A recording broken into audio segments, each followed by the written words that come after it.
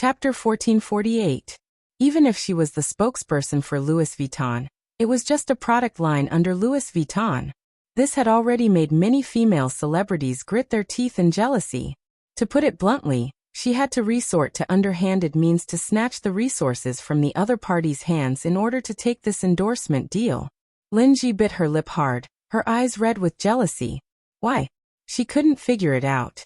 Linji glared at the gowns, her face full of indignation. Qinzhou opened the door and saw the person in charge.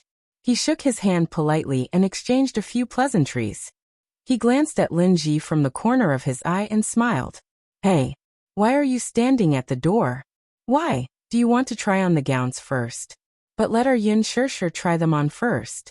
We'll send them to you after she's done choosing. Linji stomped her foot angrily.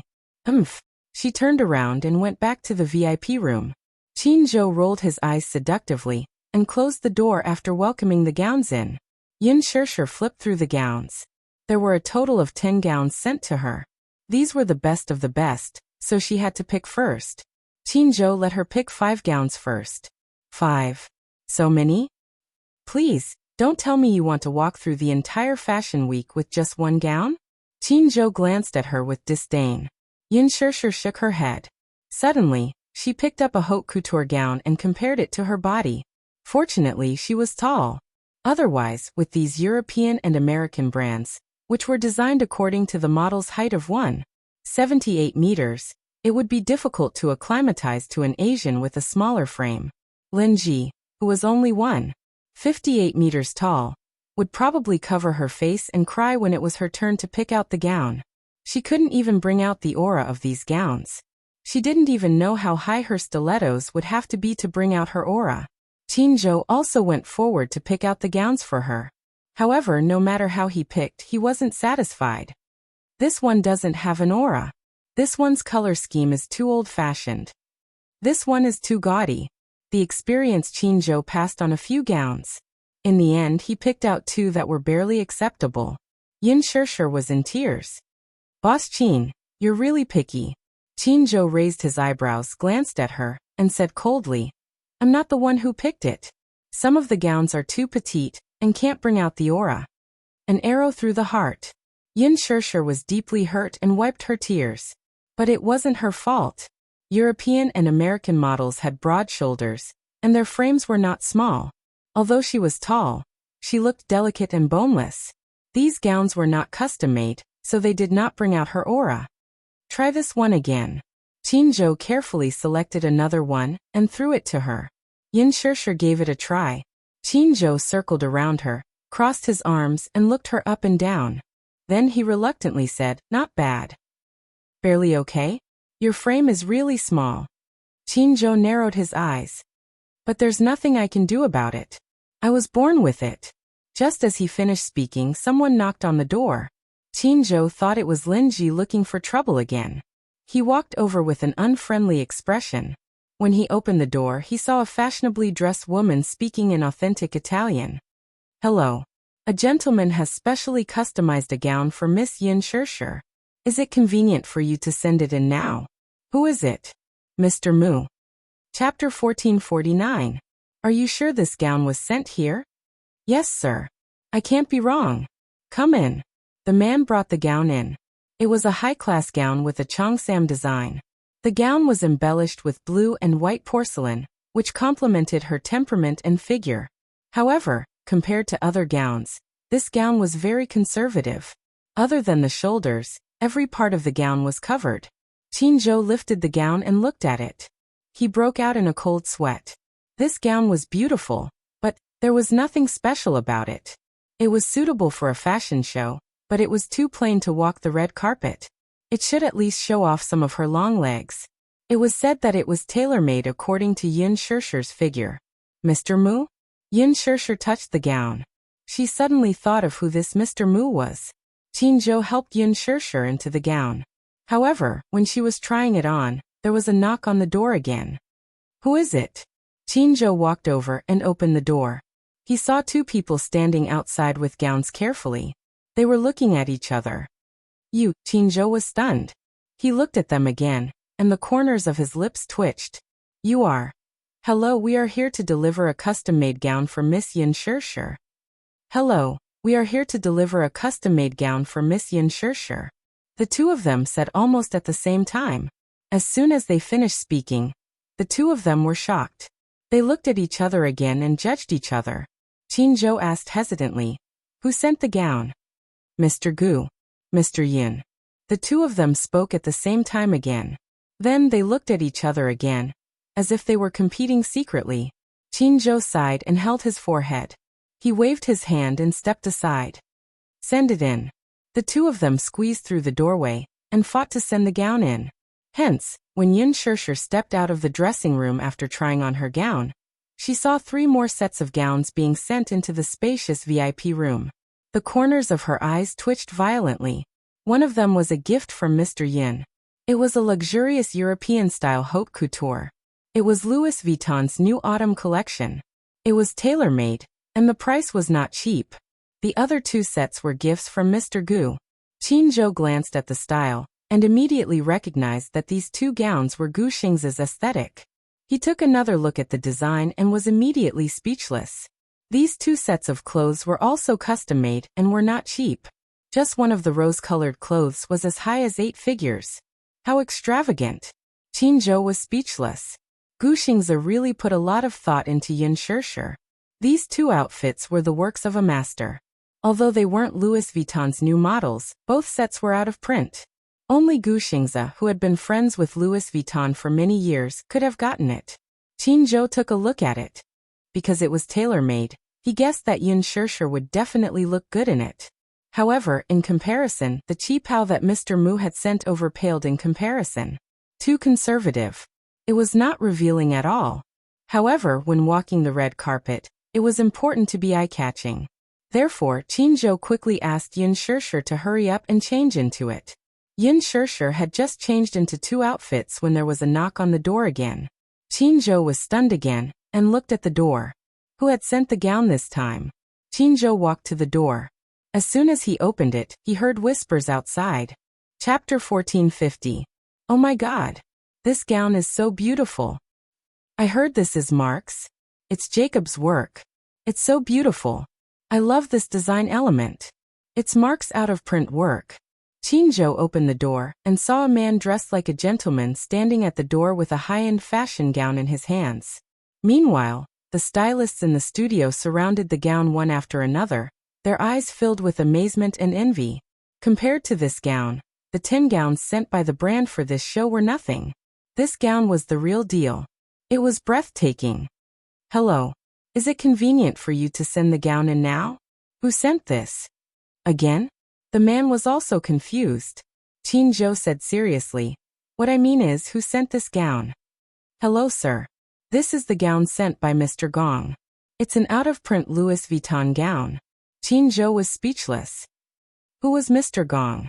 When the gown was sent in, Yin Shirshir happened to walk out after trying on the gown. When she saw that someone had sent in another piece of fashion, her legs went weak. Who sent this gown? Yin Shirshir looked around. However, with just one glance, she was deeply stunned by this high-end gown. It was so beautiful. It was really beautiful. She was deeply amazed. This gown was simply breathtaking. This gown was different from the previous ones. It was a floor-length gown. However, the gown had a fluffy design, which accentuated her exquisite waistline. The most eye-catching part of this gown was the ink and wash elements throughout.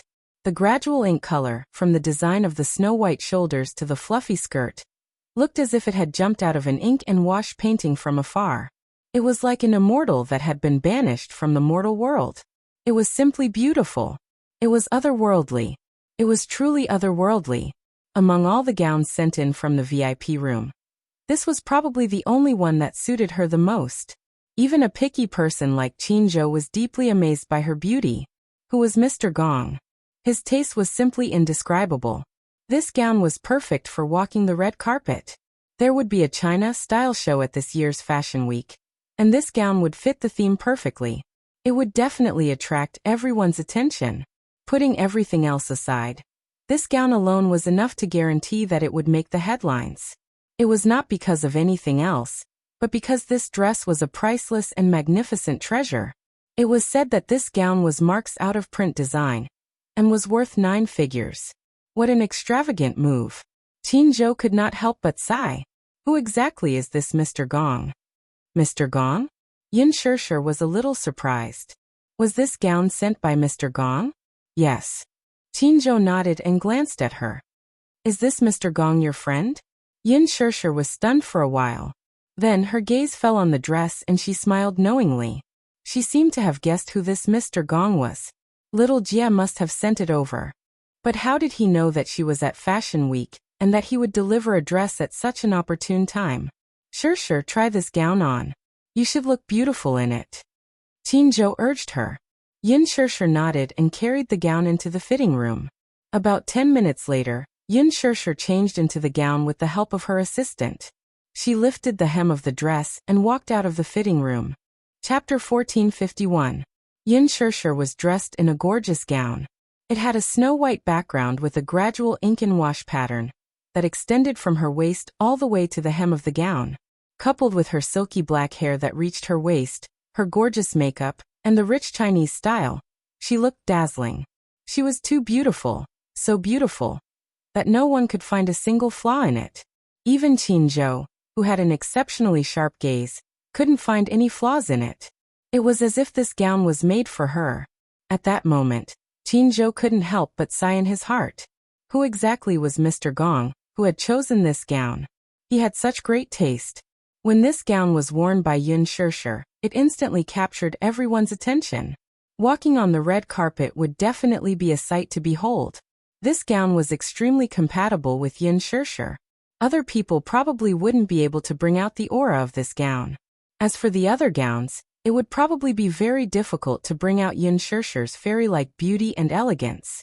A rare satisfied smile appeared on Qin's face. He praised. Shishir, you look so beautiful in this gown. Yin Shishir blushed charmingly. Boss Qin, it's rare for you to praise me like this. That's because it's really beautiful. I can't find a single flaw in it. Yin Shishir was a little surprised. Even Qin was praising her so openly. She must be really beautiful. She walked in front of the mirror.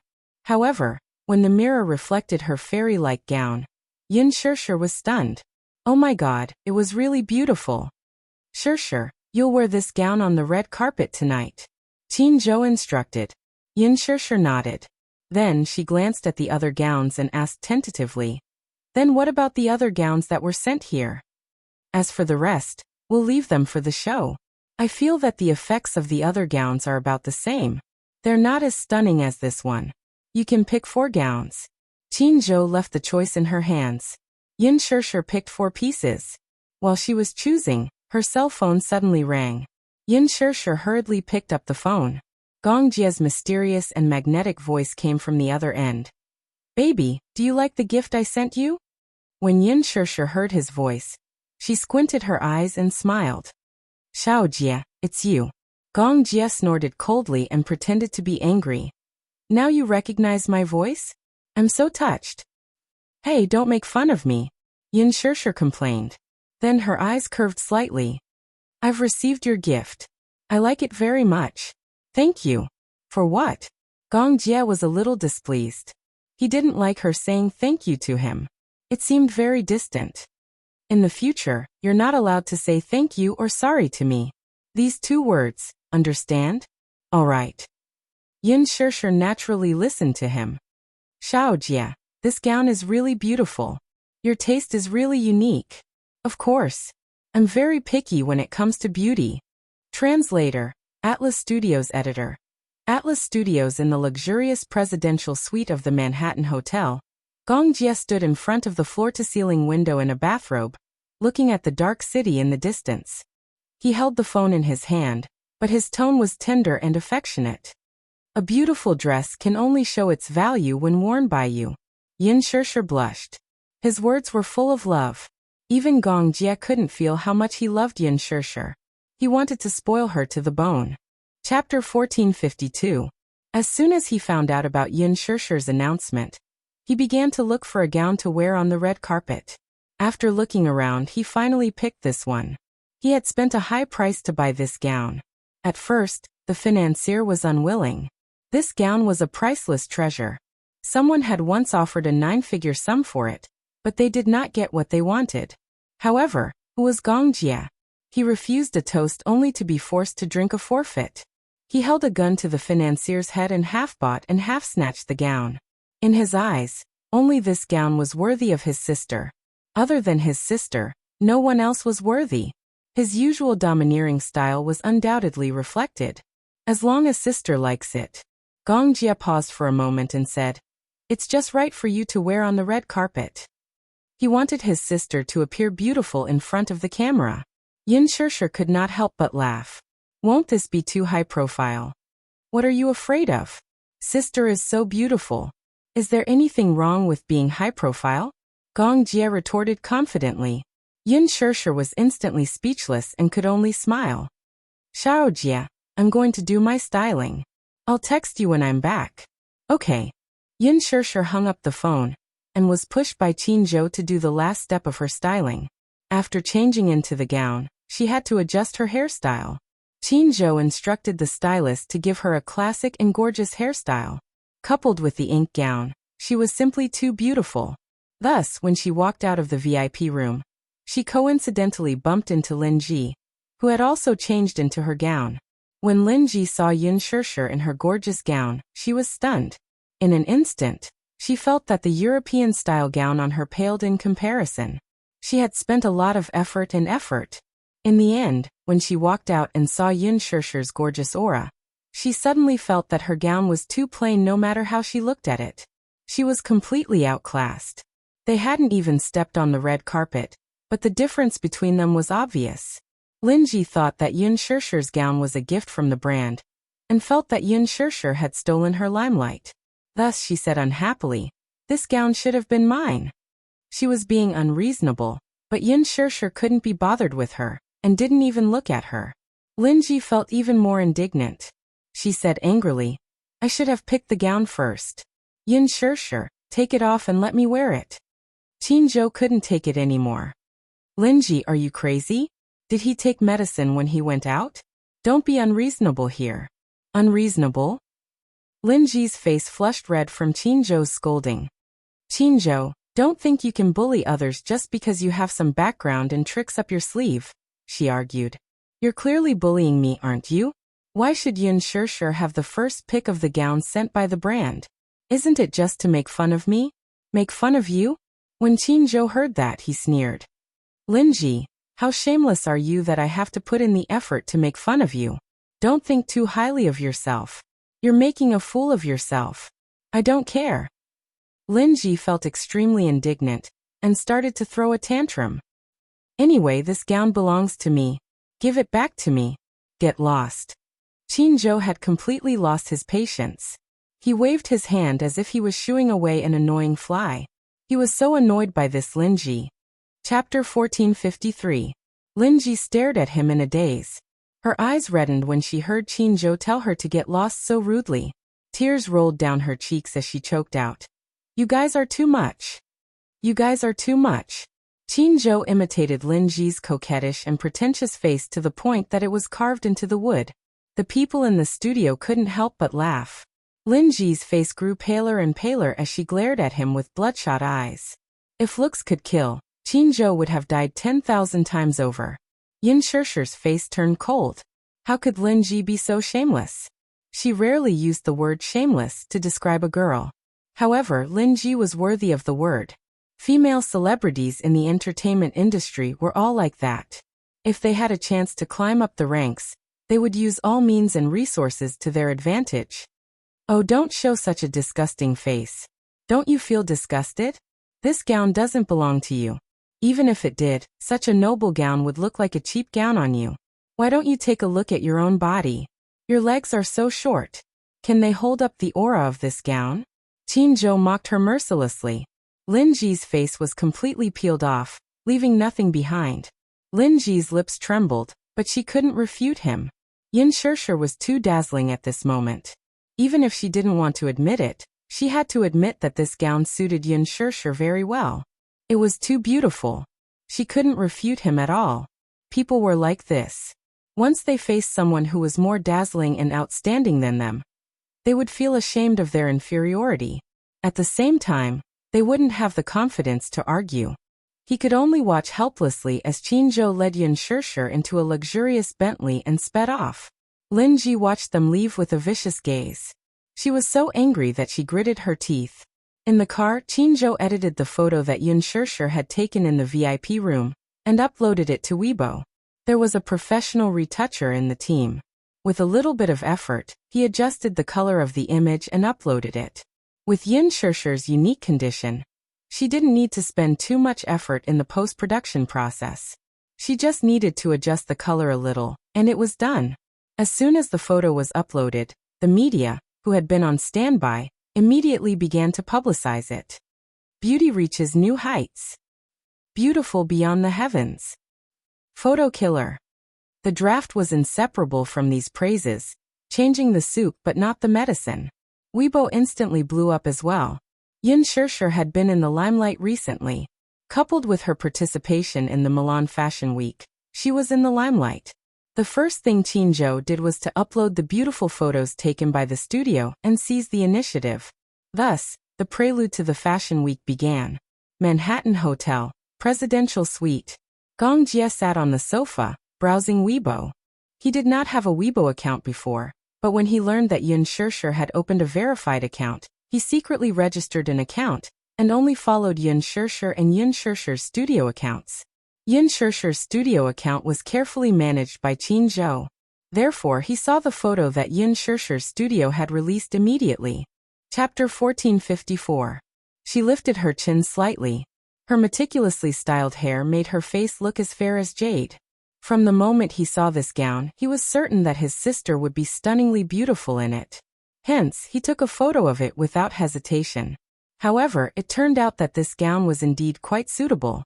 Gong Jie could not help but smile when he saw this photo. "Sis is so beautiful." He sighed softly, not bothering to hide the amazement in his eyes. Yun Shishir walking the red carpet in the gown he had sent her made him feel extremely satisfied. On the other hand, a certain man at the airport was holding his phone. When he clicked on a Weibo post and saw Yun Shishir posing in the ink-style gown in the photo, his eyes darkened.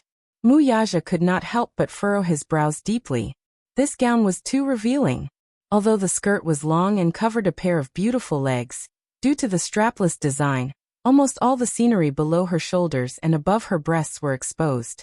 He did not like her dressing so conspicuously. All the beauty on her body should be enjoyed by him alone. Hence, when he learned that she was going to the fashion show, he immediately sent someone to send a gown to her at the thought of those female celebrities wearing revealing outfits in the past fashion shows. Only a pair of fragrant shoulders were exposed, and the rest was covered tightly. He thought that she would wear it on the red carpet when she learned that he was the one who had sent it. However, the photo she uploaded was of this gown. This made him especially unhappy. It was too revealing. He did not like it. He especially did not like her dressing like this. When Minyu rushed over with the plane ticket, he saw Mu Yaja in a terrible mood. His hand was gripping his phone so tightly that it turned white, and the veins on the back of his hand were bulging. "Oh, boss seems to be very angry."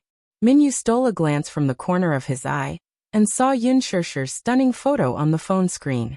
His eyes were filled with amazement. Mu Yaja sensed his gaze and looked up abruptly to give him a warning glare. Feeling awkward, Minyu immediately pretended not to see it. He whistled and looked around. "Have you sent that gown over?" "Yes, I've sent it over." Minyu immediately replied. "I immediately called the higher-ups of Louis Vuitton after you gave me your instructions. I specially selected a relatively conservative gown." "Is it the cheongsam you showed me?" "That's right." "How? Isn't Madame wearing it?" As soon as Minyu finished speaking, he saw Mu Yaja's face darken, so he obediently shut his mouth. "All right, Madame must not be wearing it. That's why the boss is so angry." "Boss, Madame looks great in this gown," Minyu exclaimed in admiration. However, it didn't matter if he didn't say this, but once he did, a certain old cadre's face became even gloomier. Minyu's bootlicking was definitely from the wrong angle. Looking at Mu Yaja's darkening face, Minyu decided to keep his mouth shut. The more he spoke, the more wrong he felt. Mu Yaja turned off his phone and boarded the plane. It was about a 10-hour journey. This stupid woman. I must settle the score with her. Yu sat in front of the computer and scrolled through Weibo. She saw the photo uploaded by Yin Shishir's studio. Her first reaction was that it was exceptionally stunning. Chapter 1455. His mommy looked stunning in this gown. She looked like a real fairy and was indescribably beautiful. His second reaction, however, was disappointment. He had clearly sent a gown to his mommy. Why didn't she wear it? He had spent so much time choosing the dress so that his mommy could wear it to the fashion show. However, in the photo that was posted on Weibo, she was wearing a different dress. He couldn't help but feel a little disappointed and frustrated. Xiao Yichen stood at the side and looked at Yin Shishir's elegant and luxurious posture in the photo. He instantly turned into a fanboy. Mommy is so beautiful. It took him a long time to resist the urge to pounce on the screen and lick it. Yu glanced at him coldly. Muichen, you're really promising. Xiao Yichen defended himself, feeling wronged. Why? Mommy is so beautiful. Don't you think so? Yu was stunned. His gaze fell on the photo again. As he looked at his mommy in the photo, his eyes could not help but become infatuated. Beautiful. He couldn't help but sigh. Although his mommy did not wear the gown he had sent and was rather disappointed, she did look beautiful in it. The little lad instantly felt satisfied. Just as he was still staring at the beautiful photo in a daze, and could not take his eyes off it, his phone rang. When he picked up the call, he could hear Gong Jie's slightly smug tone. Gong Jie. Little nephew. Have you seen the beautiful photo your mommy uploaded on Weibo? Yu. He was stunned for a moment and then narrowed his eyes suspiciously. Are you following mommy's Weibo too? Gong Jie admitted it frankly. His Weibo account was created for Yin Shishir, and he only followed the accounts of Yin Shishir and her studio. He only followed Yin Shishir's updates. Hearing his smug tone, Yin Tianyu wondered who he was. Being meticulous and intelligent, he immediately smelled something fishy. Did you give mommy this gown? Gong Jie's tone became even more smug as he asked smugly. The gown your mommy is wearing is carefully selected by me. Is she beautiful? It was actually him.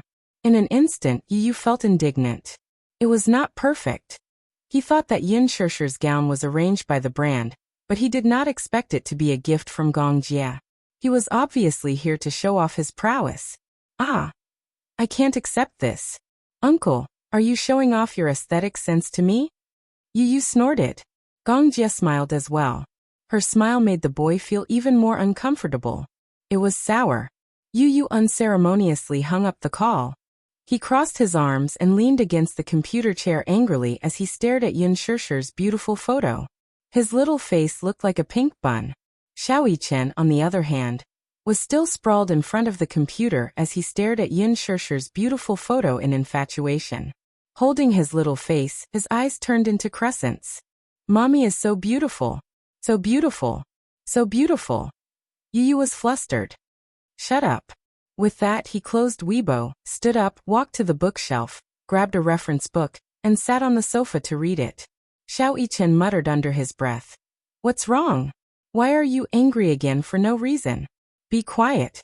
Yu could not help rebuking him and continued reading. Chapter 1456. By the time Qinzhou and Yin Shishir arrived at the venue, there were already quite a number of female celebrities present, even though it was considered early. However, these female celebrities weren't big shots. After all, big shots were all about being the last to appear. The later they appeared, the more prominent their status would be. These female celebrities all relied on media invitations to get into Fashion Week. They were all there to ride on the popularity of Fashion Week. At Fashion Week, the stars were shining and the lights were flashing. Various female celebrities were competing with each other among the media. They were constantly styling and accepting the baptism of the media's spotlight. Getting into Fashion Week was like getting a diploma from the Fashion University. Their agents also got a ticket to negotiate overseas brand endorsements.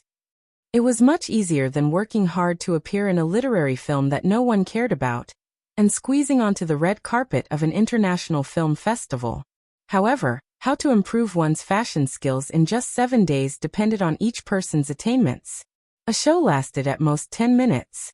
Before the show started, the celebrities had to socialize with various celebrities.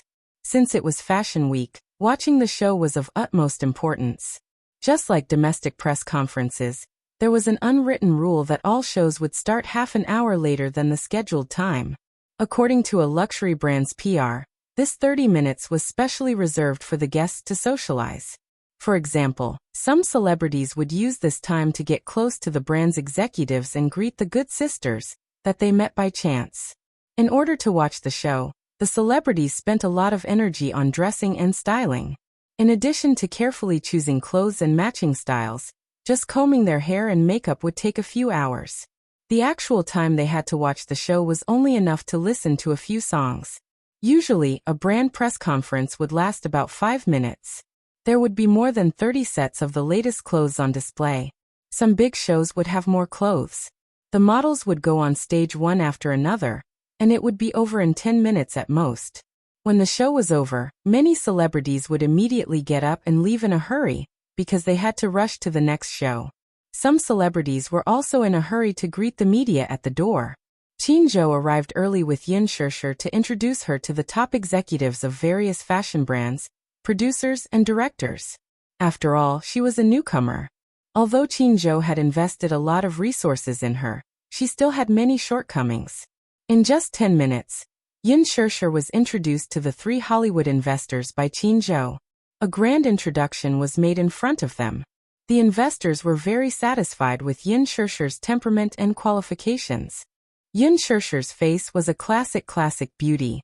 In Hollywood, she was very popular. Qin social skills were absolutely top-notch. He negotiated a job for Yin Shishir on the spot. Recently, Hollywood was preparing to shoot a commercial blockbuster with the theme of American heroism. In recent years, the backbone of Hollywood had been increasingly migrating to the mainland market. In terms of casting, they paid more attention to adding Asian faces. With the connections he had accumulated in Hollywood, he managed to secure a role for her on the spot. Although she was just a supporting role with a small screen, being able to show her face in Hollywood and further her studies was also the best way to raise her status.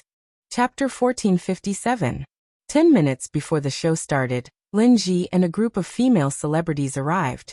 It wasn't that they were putting on airs. As a rising star in the entertainment industry, Lin Ji couldn't wait to get to the show as soon as possible. She wanted to grab more attention and interact with more celebrities. However, Lin Ji and the other female celebrities were delayed at the entrance for a long time because of a problem with their passes. By the time she rushed to the show, Yin Shishir had already finished taking photos with various celebrities and was seated at the show.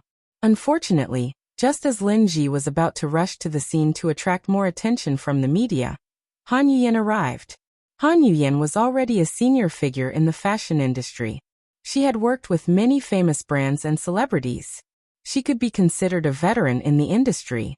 With her around, Lin Ji couldn't steal the limelight at all. She didn't dare to. With Han Yuyan's status, even if she wanted to, she didn't have the guts. Therefore, she could only watch as the media rushed to Han Yuyan with their cameras raised. Han Yuyan stood on the red carpet in a custom-made Chanel gown. At this moment, she was the absolute star of the show. Many domestic and foreign media surrounded her like stars surrounding the moon. Her every move was the focus of everyone's attention. In contrast, Lin Ji looked calm and at ease. At this moment, in front of her, there were many people at the entrance. As a rising star in the fashion industry, no one paid attention to her. Moreover, her gown was left behind by Yin Shishir. Her starlight was dim and no one cared. Lin Ji hated Yin Shishir to the core. She wanted to cut this stumbling block into pieces. If she hadn't stepped in, she would have been the one to wear that gown. Then, in today's show with that gown, she should have been the center of attention. But now Lin Ji looked at the scene where no one cared about her. She felt so wrong that she wanted to cry. Her assistant suddenly saw a push notification on Weibo. She clicked on it and saw a photo of Yin Shishir and the Empress Dowager. She showed the phone to Lin Ji. Lin Ji took a look and her eyes turned red with anger. Empress Dowager was just a nickname. The Empress Dowager's real name was Karl Lagerfeld. He was the artistic director of Chanel, and was regarded as the mascot of Fashion Week. There was a famous saying in the fashion industry: He was not a real man until he reached the Great Wall. It would be a pity if he could not take a photo with the Empress Dowager. No matter how famous a celebrity was, they would try their best to ask the brand's PR to arrange a photo with the Empress Dowager. Yun Shishir's photo with the Empress Dowager had stolen the limelight. Qin Zhou had a close relationship with Chanel's PR department. Therefore, he arranged for Yun Shishir to meet Carl. However, to Qin Zhou's surprise, Yun Shishir's English was unexpectedly proficient, and she was able to talk fluently with various celebrities. This was something that Lin Ji couldn't compare to. Lin Ji's English was close to zero. Lin Ji wasn't the only one. Many domestic celebrities' English wasn't up to standard. Many celebrities would rather miss the opportunity to interact with the big shots than embarrass themselves at the Fashion Week. Fashion Week was an important arena of Fashion Week. Other than watching the shows, taking photos and taking street photos, there was also the brand dinner. At this time, Yun Shishir, the top student in Campus Belle, learned English in her 4 years of university hard work. Chapter 1458. Lin Ji's face darkened. The thought of Yun Shishir stealing the limelight at the Fashion Week made her so angry that she wanted to smash her phone. The show was about to start. Lin Ji had no choice but to look around and find a large chibi doll of the Empress Dowager. She reluctantly took a photo with it to prove her presence at the Fashion Week. Yun Shishir and Qin Zhou arrived at the venue and prepared to sit down under the arrangement of the brand's public relations team. Lin Ji's seat was in the front row of the show's VIP section. However, when Yun Shishir walked to her seat, she found a problem. Her seat was taken by someone else. It was a very familiar face. Li Mingqi, an international supermodel and the previous spokesperson of Louis Vuitton. Yun Shishir was stunned. She thought she had gone to the wrong seat, but after looking around, she was sure that her seat was taken. The VIP section of the show was a symbol of status. Now all the major brands knew that the mainland was the future of all luxury goods. Pleasing the female stars from China was an important part of their public relations activities. It was definitely a glorious thing to be able to sit in the front row of the show. Many female stars wanted to steal the limelight, but not everyone could. Sitting in the front row and sitting next to each other became a bargaining chip for all the female celebrities to compete with. For example, being able to sit with a Hollywood superstar was definitely a symbol of infinite dignity. The seat next to Anna, the editor-in-chief of the American version of Vogue, also attracted attention. However, some people couldn't get the seat, so they came up with despicable tricks. For example, they rushed to the show early, tore off the paper with the stars' names on it, and sat down themselves. When the real celebrities entered the venue, they found that there was another person in their seat. When the lights dimmed and the show was about to start, they couldn't say anything and could only squeeze in. Li Mingqi must have arrived early. When she saw the name, Yun Shishir, on the front row, she felt strange. She tore it off without hesitation and sat down with a clear conscience. Yun Shishir said politely, "Hello, this is my seat." However, Li Mingqi didn't seem to hear what she said. Her eyes were still looking straight ahead, treating her like air. Yun Shishir reminded her again, "Miss, you're sitting in my seat. Could you please move aside?" She raised her voice slightly. Seeing that Li Mingqi was still ignoring her, Yun Shishir spoke again in English. He raised his voice slightly, attracting the attention of the surrounding people, who all looked over. Only then did Li Mingqi raise her head, but she asked in a neutral tone, "This is your seat, but I don't see your name written on it." The mockery in his words was obvious. Yun Shishir was speechless. Obviously, Li Mingqi didn't know her. She was an international supermodel, and had been developing her career on the runway overseas all year round. This time, because of her schedule, she didn't manage to get an invitation letter. Therefore, she rushed to the show early and occupied a seat. She saw that the name Yun Shishir next to Han Yuyan was a little unfamiliar, so she tore it off without thinking. Chapter 1459. Milan Fashion Week was a strict fashion show. The brand's PR team would check the seats before the show started and invite the celebrities to their own seats. Li Mingqi panicked when she heard that. She thought that this newcomer would be easy to bully, but she didn't expect that this person's attitude would be so strong.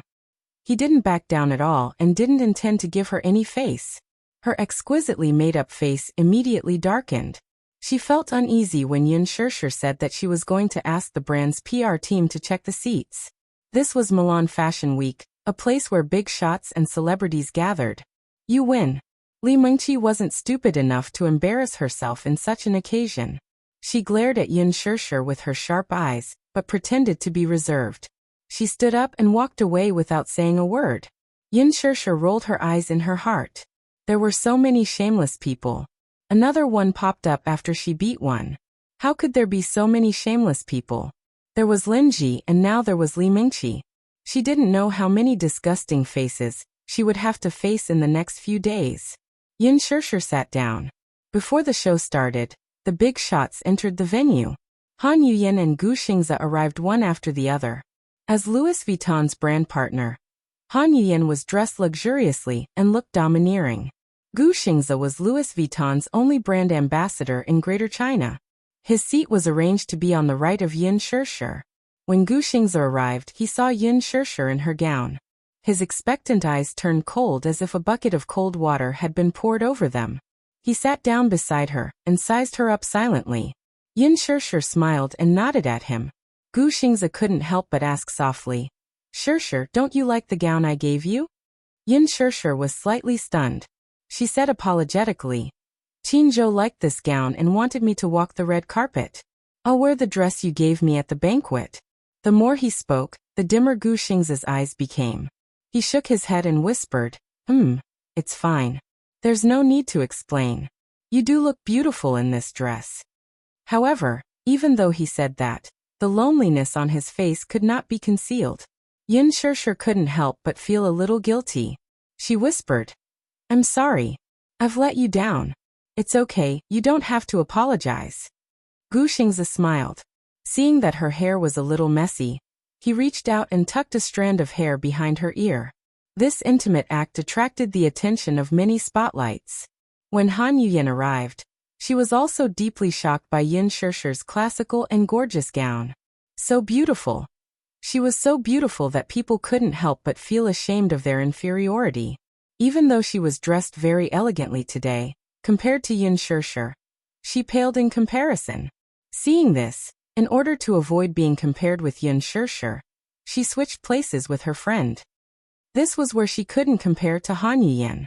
In this aspect, Han Yuyan knew when to advance and when to retreat. She wasn't stupid enough to be in the same frame with someone who would steal her limelight. That was a big taboo. She wouldn't give Yin Shirshir the chance to do so. Chapter 1460. The show was short. It ended in about 10 minutes. After the show, with Qinzhou's warning, she struggled to maintain her elegant look. She felt physically and mentally exhausted. After the show ended, Yin Shirshir was dragged by Qinzhou to take the top photographer from the country to the street shoot. As an artist directly invited by the brand's public relations department would arrange for 1 or 2 magazines to shoot the cover of the new fashion show this year. The artists invited by the media would also be responsible for a series of street shoots. For a star like Lin Ji, even if she didn't have such planned work to do, the reporters from all over the world who had been waiting at the entrance of the show could help increase her exposure. At the end of the day, Yin Shirshir was so tired that she was about to collapse. She rarely wore high heels. Hence, when she went back to her room and took off her high heels, her heels were already red and swollen with blisters. She gently rubbed her heels and grimaced in pain. What a sin in the past, when she saw celebrities rushing to the front page of the Fashion Week. It seemed glamorous, but she didn't know that there was so much blood and tears behind it. It wasn't easy for everyone. Yin Shirshir sighed in her heart. Qinzhou stood at the door and gave her a concise summary of tomorrow's draft. He told her to rest early and left. Lastly, he didn't forget to warn her that she could only have a piece of bread for dinner. Yin Shirshir felt miserable. She dragged the heavy gift and hung it in the closet. Then she plunged into the bathroom and soaked in the bathtub. The moment her body was immersed in the warm water, she sighed contentedly and fell limp. It's so comfortable. After a hard day's work, taking a bath was one of life's greatest pleasures. She dripped a few drops of rose essential oil, and then started to soak in the bath comfortably. As she soaked, she was so tired that she fell asleep in the bathtub. Yin Shirshir was awakened by the rapid and irritating sound of the doorbell. She woke up abruptly and opened her eyes. For a moment, she forgot where she was. The doorbell was still ringing. Over and over again, she didn't get tired of it. Who is it? Qinzhou. Yin Shirshir furrowed her brows. She had some doubts in her heart. She got out of the bathtub, washed off the foam on her body, put on a bathrobe, and walked into the living room. The doorbell was still ringing. However, gradually, the person outside the door seemed to have lost his patience and became increasingly anxious and hurried. Yin Shirshir was so nervous that she tightened her clothes. Who could it be? It couldn't be Qinzhou. After she came to her senses, she suddenly recalled Qinzhou's warning. If you're alone in a hotel, no matter who rings the doorbell, don't open the door. If I need you for anything, I'll call you first. My assistant is right next to you. If you need anything, just call her number. You have to remember that this is not within the country, but overseas. Public security overseas was not as good as in China. Violent incidents often occurred in hotels. Also, as a public figure, you have to know how to protect yourself. Therefore, before doing anything, he had to first confirm his own safety. No matter who rings the doorbell, don't open the door just in case. She immediately found her phone and wanted to call Qinzhou to confirm. His phone had run out of battery and shut down automatically. It would take 15 minutes to charge it. Yin Shirshir sat in the living room and looked in the direction of the door. She didn't dare to move for a long time. Chapter 1461. She remembered Qinzhou's instructions and did not dare to open the door for strangers. After a long time, there was no movement outside the door. Yin Shirshir walked to the door and suddenly found a peephole on the door. She opened it and looked outside, only to see an empty corridor. Could it be a waiter? She shrugged and returned to the sofa. Her phone was already charged and turned on. She logged into WeChat, found Qinzhou, and sent a few messages. Someone was ringing the doorbell crazily just now. It was so scary. TT. Could there be perverts in this hotel? Boss Qin, I'm so scared. I'm so scared that a bad uncle will come and kidnap me being overseas. The signal was a little slow. It took a long time for the message to be sent. Yin Shirshir complained about the broken network in the hotel. After a while, Qinzhou replied. Did you open the door? Yin Shirshir replied. No, didn't you tell me not to open the door no matter who it was?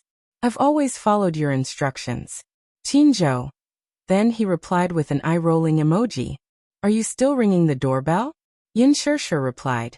No, I just walked to the door and looked through the peephole. There was no one outside. After waiting for a few seconds, Qinzhou replied. Don't open the door. Protect yourself. If there's anything, I'll call you. Yin Shirshir replied with a smile. Okay. After a while, Qinzhou suddenly sent another message. Yin Shirshir, you're walking the red carpet at the banquet tomorrow. Who are you going with? Yin Shirshir fell silent. I'm going alone. Qinzhou rolled his eyes again. Are you crazy? You're actually saying that you're going alone at such an important event. You're a newcomer walking the red carpet. You can't hold up the atmosphere. Yin Shirshir. Did she have a choice? Other than walking the red carpet alone, who else could she pull? She was unfamiliar with this place. Qinzhou replied. You're walking with Xingzhe at the banquet tomorrow. Yin Shirshir was confused. Didn't Xingzhe have a date? Qinzhou heartlessly said. Her female companion was kicked out by me at the last moment. Yin Shirshir was confused again. Boss Qin, you're so domineering. Qinzhou said matter-of-factly. Isn't that nonsense? Xingzhe is an artist that I used to manage. With his resources, it's just a matter of words for me to get them. Make some preparations tomorrow. You must control your aura and suppress the crowd.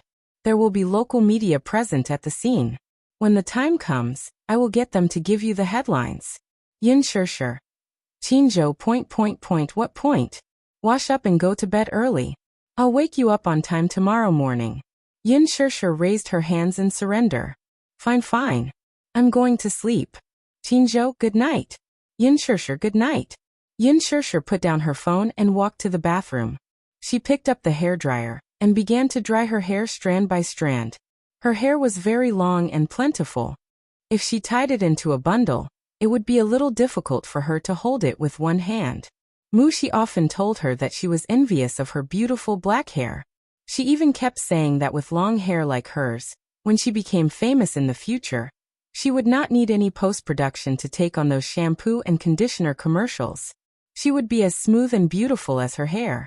Yin Shirshir only smiled when she heard that. She had inherited Mu Qingqing's hair.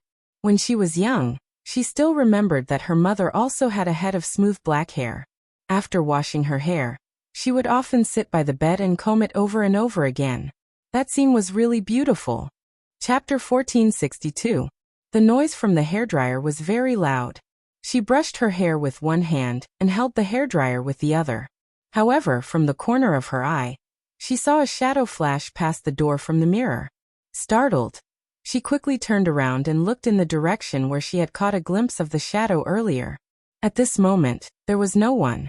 It was as if what she saw was just an illusion. However, could it be an illusion? Her vision was well protected. How could she have seen wrongly? She clearly saw a shadow flash past. Yin Shirshir's heart skipped a beat. She was still in shock. The door was closed properly. How could someone come in? The hotel's door required a card to be swiped to enter. Unless it was the hotel's management staff who had a backup card, no one could enter. Who's there? She yelled loudly. However, there was no response. Yin Shirshir clenched her fists nervously. She walked out of the bathroom and scanned the huge living room with a bewildered gaze. However, there was no suspicious trace at all. She was staying in the hotel's luxurious suite. Other than the bedroom, there was also a living room. However, there was no one here. Could it be that her eyes were really playing tricks on her? Yin Shirshir frowned tiredly. Perhaps she was too tired. These few days, her schedule was packed to the brim. There was not much space for her to rest. She was probably too tired, so her eyes were playing tricks on her. Thinking of this, she calmed down. She returned to the bathroom and dried her hair. She tied the knot on her bathrobe and walked to the bedroom. Just as she pushed the bedroom door open, a cold wind blew in through the window. She was stunned and couldn't help but frown. Why was the window open? She remembered that she had closed the window and drawn the curtains. Now the window was wide open. Because the hotel was on a higher floor, the wind kept blowing in from the window, causing the curtains to flutter. Yin Shirshir looked puzzled for a moment. She walked over and closed the window and the curtains. In an instant, the room returned to a dead silence. She was acutely aware that she was not alone in the room. Her whole body froze and her heart was beating like thunder.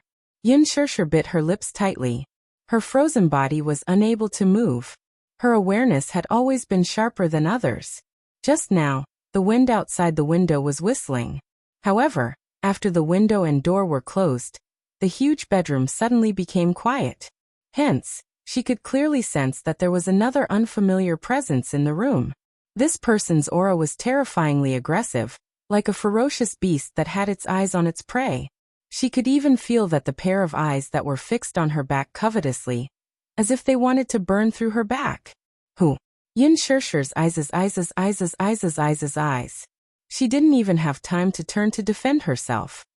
Eyes. She saw a tall figure's close was approaching her. She could see his faces. Bams! A powerful body pressed down on her. He pressed her firmly against the cold floor-to-ceiling window. Chapter 1463.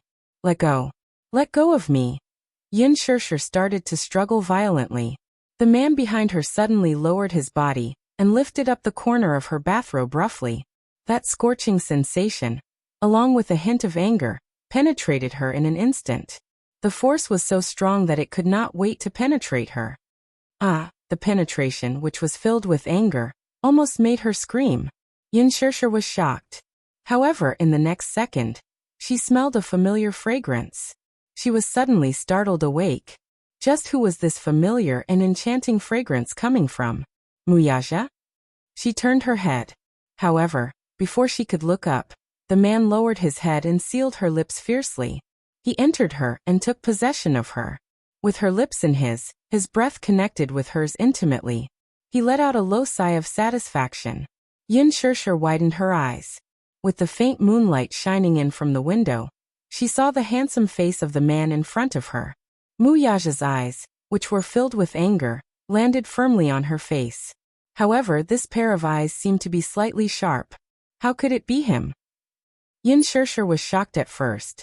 However, when she noticed the sharp anger in his eyes, she felt even more depressed. He seemed to be angry. However, he did not give her much space to think. He held her tightly in his arms and took possession of her. He was fierce and urgent. She could not help but fall into a romantic atmosphere. The room was filled with the ambiguous atmosphere of love. Muyaja wanted her. He was going crazy. How long had it been since he had sex with her? He could no longer remember. He only remembered how much he wanted to smash his computer when he saw the reality show, The Love Diary. When he thought of his woman in the show, in front of the camera, with a shy smile on her face and a spoon in her hand, feeding another man, he had nowhere to vent his anger. When he found out that she was going to attend the Milan Fashion Week, he specially ordered his assistant to pick a gown from the Louis Vuitton headquarters and send it to her. However, she did not wear it. Instead, she wore another revealing gown. His anger was hard to quell. Could it be that this woman didn't know that he had never allowed anyone else to witness her beauty? Everything about her, be it beauty or sweetness, should be enjoyed by him alone. However, she had displayed her beauty in front of everyone other than him. He was very angry. He found out which hotel she was staying at and pressed the doorbell. No one opened the door for a long time. At that instant, his heart was filled with anxiety. He thought she was in some kind of danger. Or perhaps he had encountered some inhuman unspoken rules. Perhaps she was inexperienced, so she didn't know the depth of Fashion Week. He knew the unspoken rules of Fashion Week like the back of his hand. In the past, he had received invitations to attend several Fashion Weeks. Many of the guests attending the Fashion Week were celebrities from all walks of life. Some artists would send themselves to the hotels where these celebrities were staying in order to advance their career.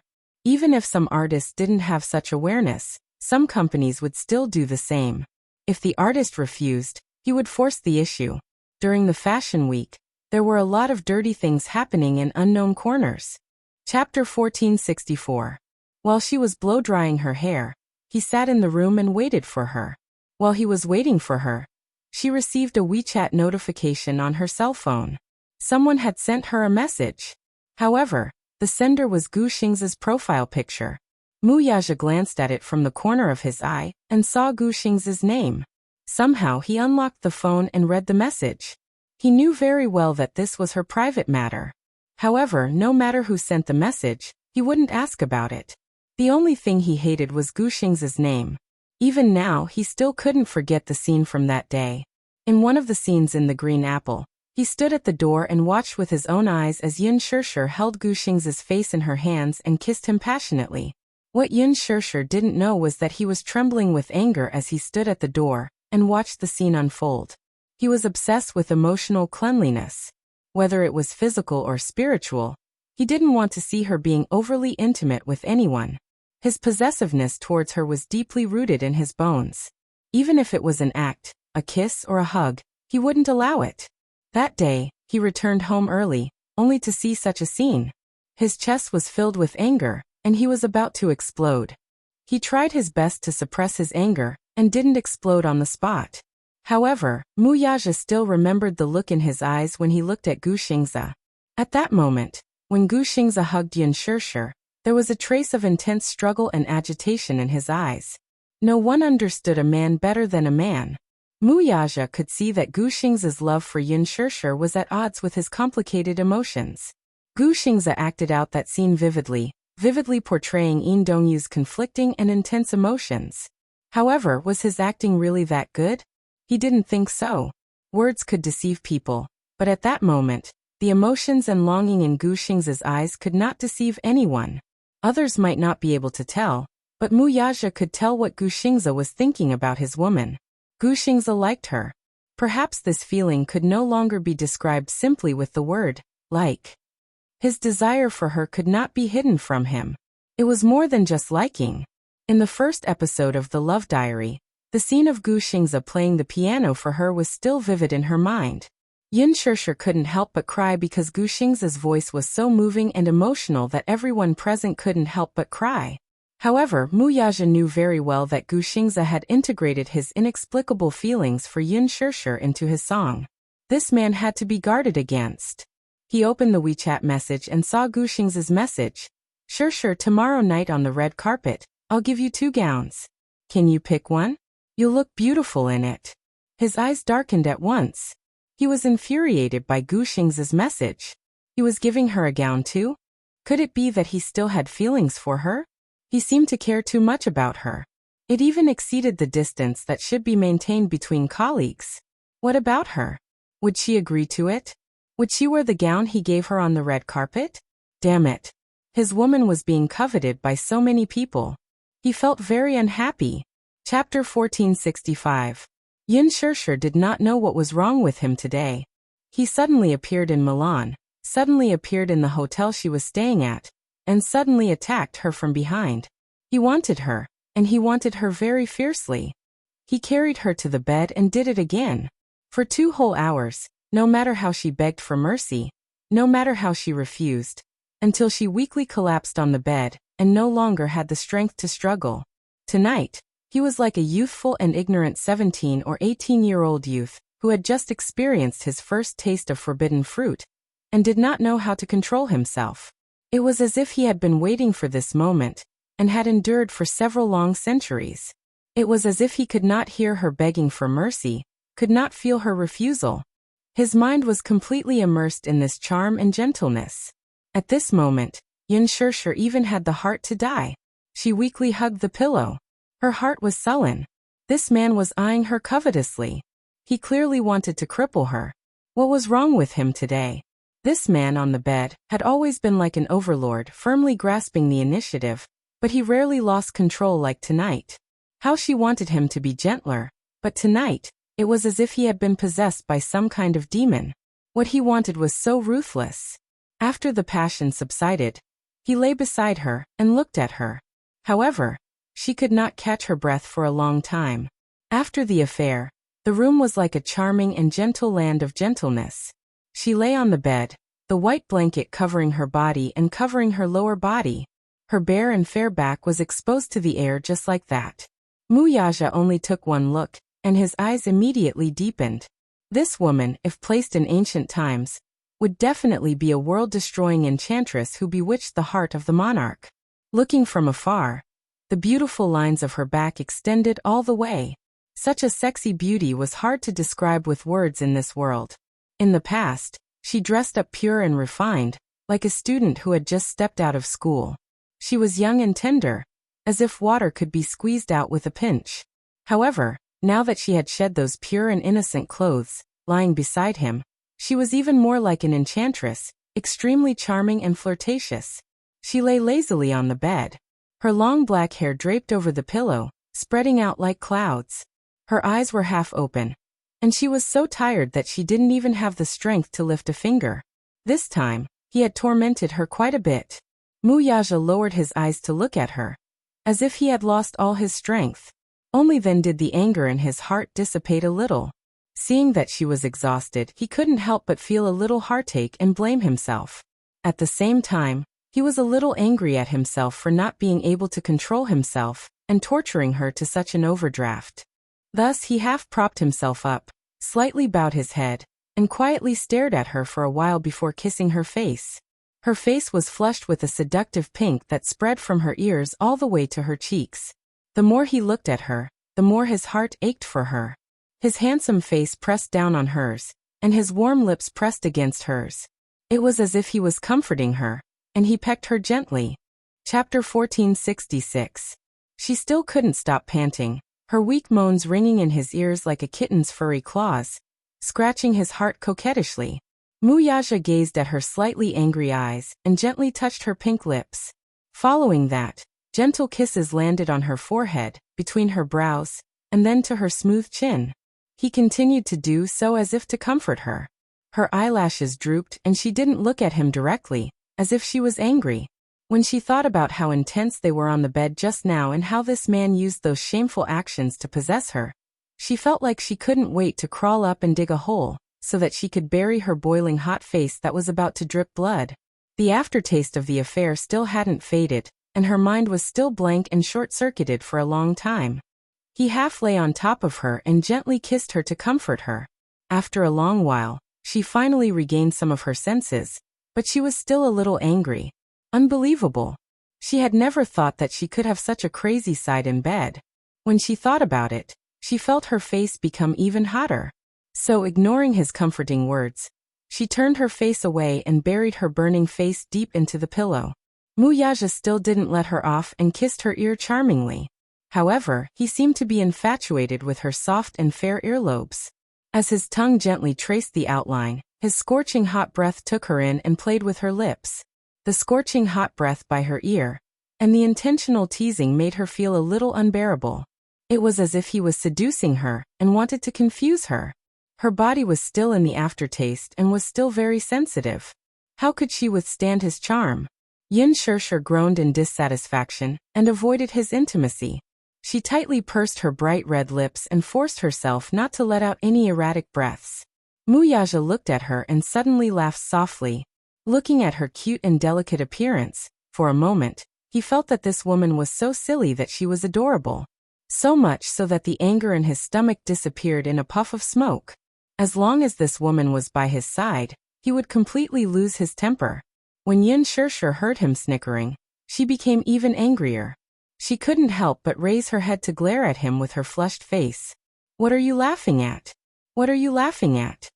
She glared at him with her mesmerizing eyes, a hint of coquettishness in them. Her face was still flushed from the lingering effects of their lovemaking, and there was a hint of anger in her eyes. Seeing her like this, Muyaja laughed again. He could tell that she was being shy. She was really shy. He was a little amused. This woman, it had been so long, but she was still shy. After sex, she would still show this shy and seductive look. Her skin seemed to be really thin. She also seemed to be very pure. Thinking back to what had happened just now, and how she had repeatedly begged for mercy while gasping for breath, Muyaja increasingly felt that this little woman was truly a rare and precious beauty. When he smiled, her face burned even hotter. "Stop laughing." Yin Shirshir couldn't help but mutter and reach out to push his shoulder. However, the strength in her hands was so pitiful. After a few pushes, the man still didn't move an inch. For a moment, she was even more annoyed. She turned her face away again and ignored him. Chapter 1467. When Muyaja saw this, he could not help but laugh. He reached out his hand and gently stroked her silky hair. He liked her jet black hair. As he stroked it, her silky hair flowed through the gaps of his fingers like spring water. It was also like high-quality brocade, glowing with an extremely healthy glow. In his heart, women should have long, silky hair. When he looked at her from afar, her silhouette should have long, silky hair that reached her waist. When she looked back with a smile, she should be extremely charming. This woman's appearance belonged to the classic style. Her charming eyes were like silk, and when she smiled, she was extremely flirtatious. With such beautiful hair, she was even more gorgeous and seductive. He could not help but laugh. With one hand he lifted a lock of her silky hair and kissed her ear nonstop. After kissing for a while, he seemed to be engrossed in it, but he still did not know when to stop. When he pressed his lips against her ear, he smiled faintly. There was a hint of mischief in his words. "Little thing, are you shy?" Yin Shirshir's face became even hotter. She buried her face in the pillow and ignored his teasing. She ignored him. Not only did Muyaja not find it boring, but he even enjoyed her shy and seductive manner even more. Reaching out, he covered her ample bosom in an instant. Yin Shirshir groaned. She could not help but shrink into the corner to avoid his provocative actions. However, what kind of man was Muyaja? How could he give her such a chance? The more shy she was, the more he wanted to force her to submit obediently. In front of a woman, men probably enjoyed the process of conquering her the most. Muyaja leaned over her body. He did not shy away at all. Yin Shirshir only had to look up. From the corner of her eye, she could easily see his lean and muscular body. Her face was boiling hot, but she could not help but think angrily in her heart. How could this man maintain such a good figure? Generally speaking, it should be very difficult for someone who sits in the office all day to maintain such a textbook figure, right? He also did not go to the gym often. How could he maintain such a lean and muscular figure? This was really infuriating. She thought about how she could only eat a certain amount of calories every day in order to appear beautiful in front of the camera at the fashion show. To be honest, she was really hungry, especially after what had happened just now. Her stamina had been completely drained. Now she only felt that her stomach was almost sticking to her back from hunger. Yin Shirshir felt so wrong that she wanted to cry. What happened? Mu Yaja furrowed his brows slightly when he saw her aggrieved look. She cried because he bullied her? Yin Shirshir snorted and turned her head away, ignoring him. How could he understand her sadness? Mu Yaja held her small face and turned it back. What's wrong? His little face is so bitter, as if he has suffered a great grievance. Yin Shirshir pouted and glared at him as if she wanted to say something. Just as she was about to open her mouth and complain, a grumbling sound came from her stomach. Goo! Her stomach groaned miserably, as if it was complaining about her heartlessness. Yin Shirshir's expression froze instantly. She bit her lip in embarrassment, and felt even more wronged. Mu Yaja looked stunned. It was obvious that he had very good hearing in this quiet room, so he had clearly heard that miserable groan. Chapter 1468. Mu Yaja looked at her green eyes, and then looked at her lips that were constantly licking. Beside his ears, he could hear the moans coming from her stomach. Goo! This cry became even more uncontrollable. One cry after another. It sounded like it was wailing, yet it also sounded like it was bitterly begging for mercy. Coupled with Yin Shirshir's extremely gloomy and conflicted expression, Mu Yaja felt like laughing. Pfft! He burst out laughing. Yin Shirshir glared at him. What are you laughing at? Nothing. I'm laughing at your stupidity. Mu Yaja poked her forehead lovingly. Stupid woman, you're hungry. Don't you know how to eat? I want to eat it too, she mumbled, feeling aggrieved. She looked like a resentful housewife who had been locked up in her room for too long. Mu Yaja was even more amused. He cupped her bitter little face and gently ravaged it. If you want to eat, why don't you eat? Qinzhou won't let me eat. Yin Shirshir was angry and wronged. In a fit of anger, she ruthlessly betrayed her revolutionary comrade Qinzhou. When Mu Yaja heard this, he was furious. He won't let you eat? Why won't he let you eat? Because he's afraid that if I eat, I'll have a small belly and won't be able to wear the gown at tomorrow's banquet. Yin Shirshir said frankly. Qinzhou had put in a lot of effort for her. Reality proved that it was indeed very dangerous when she tried on the gown today. If her belly had been just a little bit bigger, she wouldn't have been able to wear the gown sent by the brand. However, the gown sent by the Gongjie seemed to be one size bigger. That was true. He had completely relied on the Gongjie's measurements. Moreover, under Qinzhou's training these few days, she had lost a lot of weight. When Mu Yaja heard this, he couldn't help but feel a little annoyed. What was this Qinzhou doing? No wonder he felt that when he was holding her waist, it was barely satisfactory. She had lost a lot of weight. He even suspected that if he used a little more strength, her waist would be broken by him.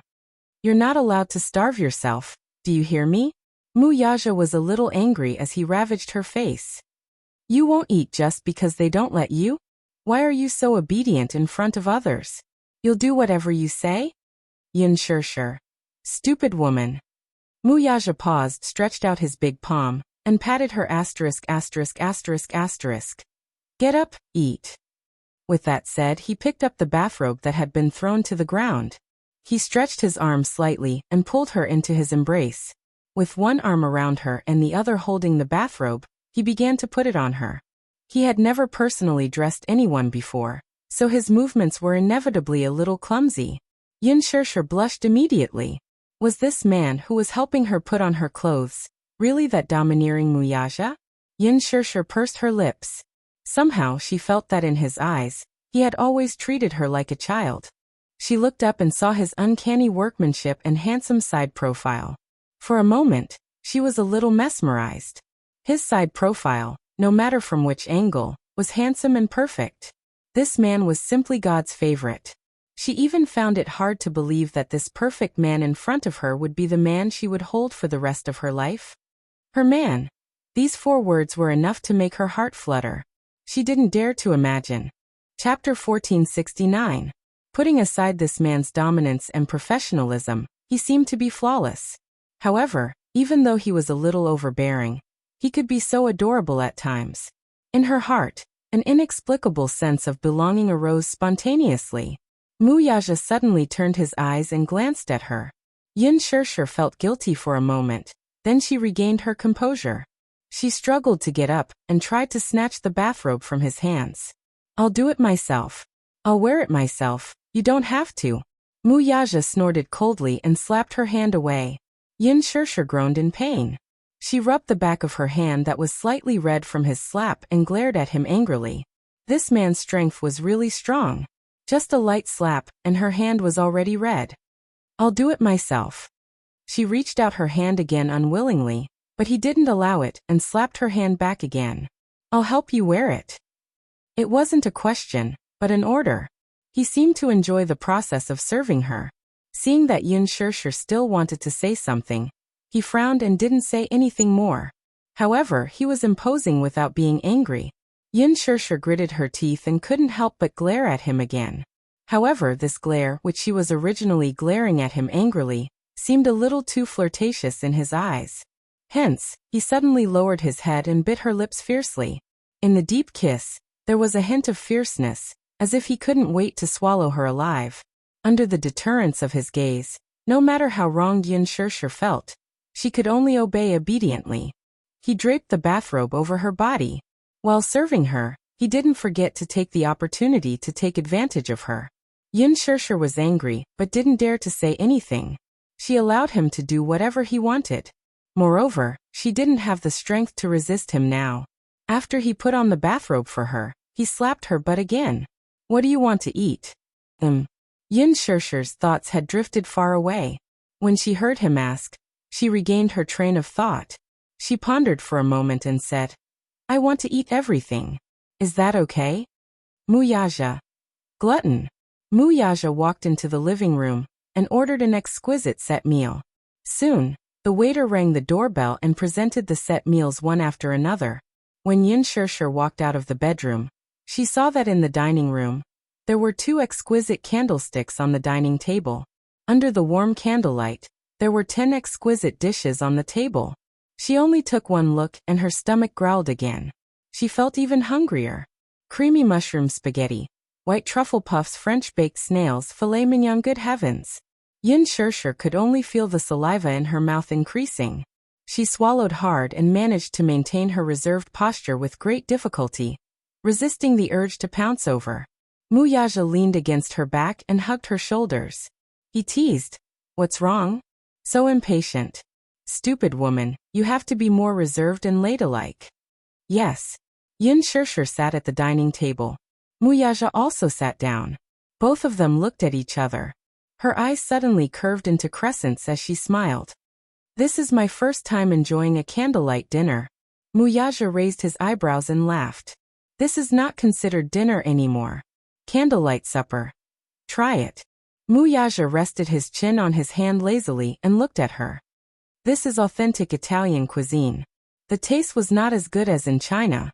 It was authentic." Chapter 1470. The moment Muyaja finished his sentence, she raised her fork and knife, and a gust of wind swept away the clouds.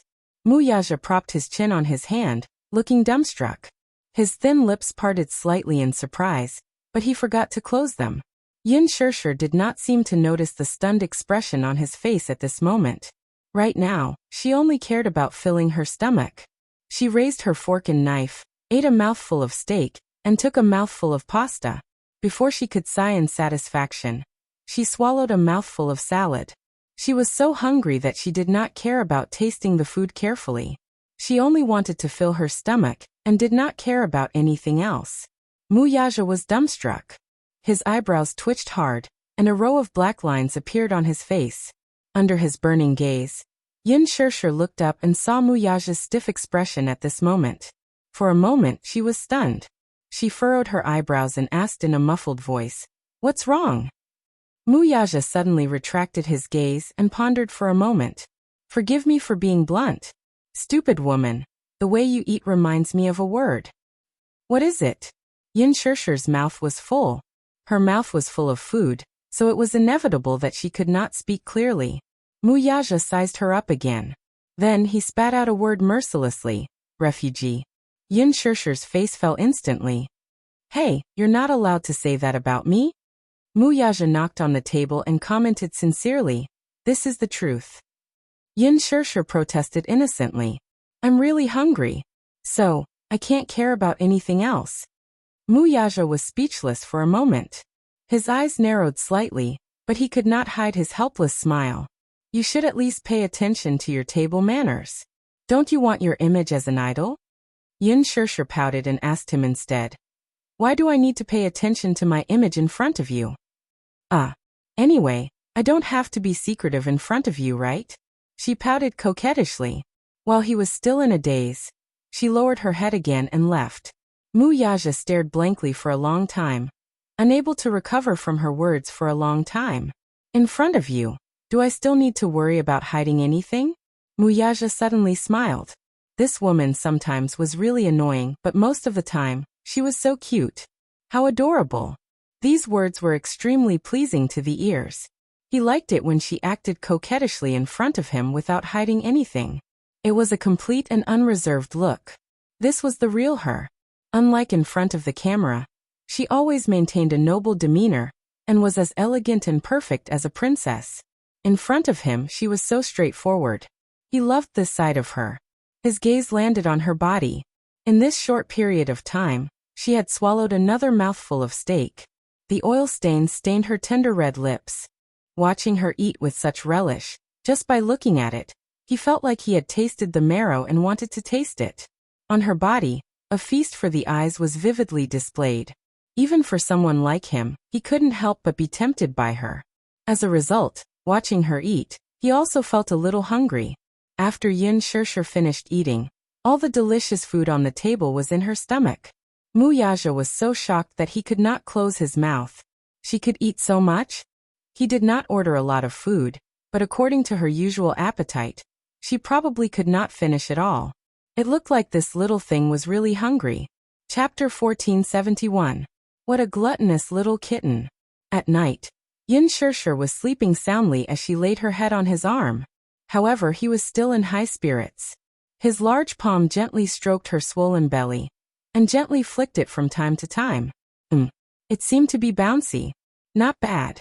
It felt good to the touch. It was a wonderful thing in life to eat and drink to one's heart's content.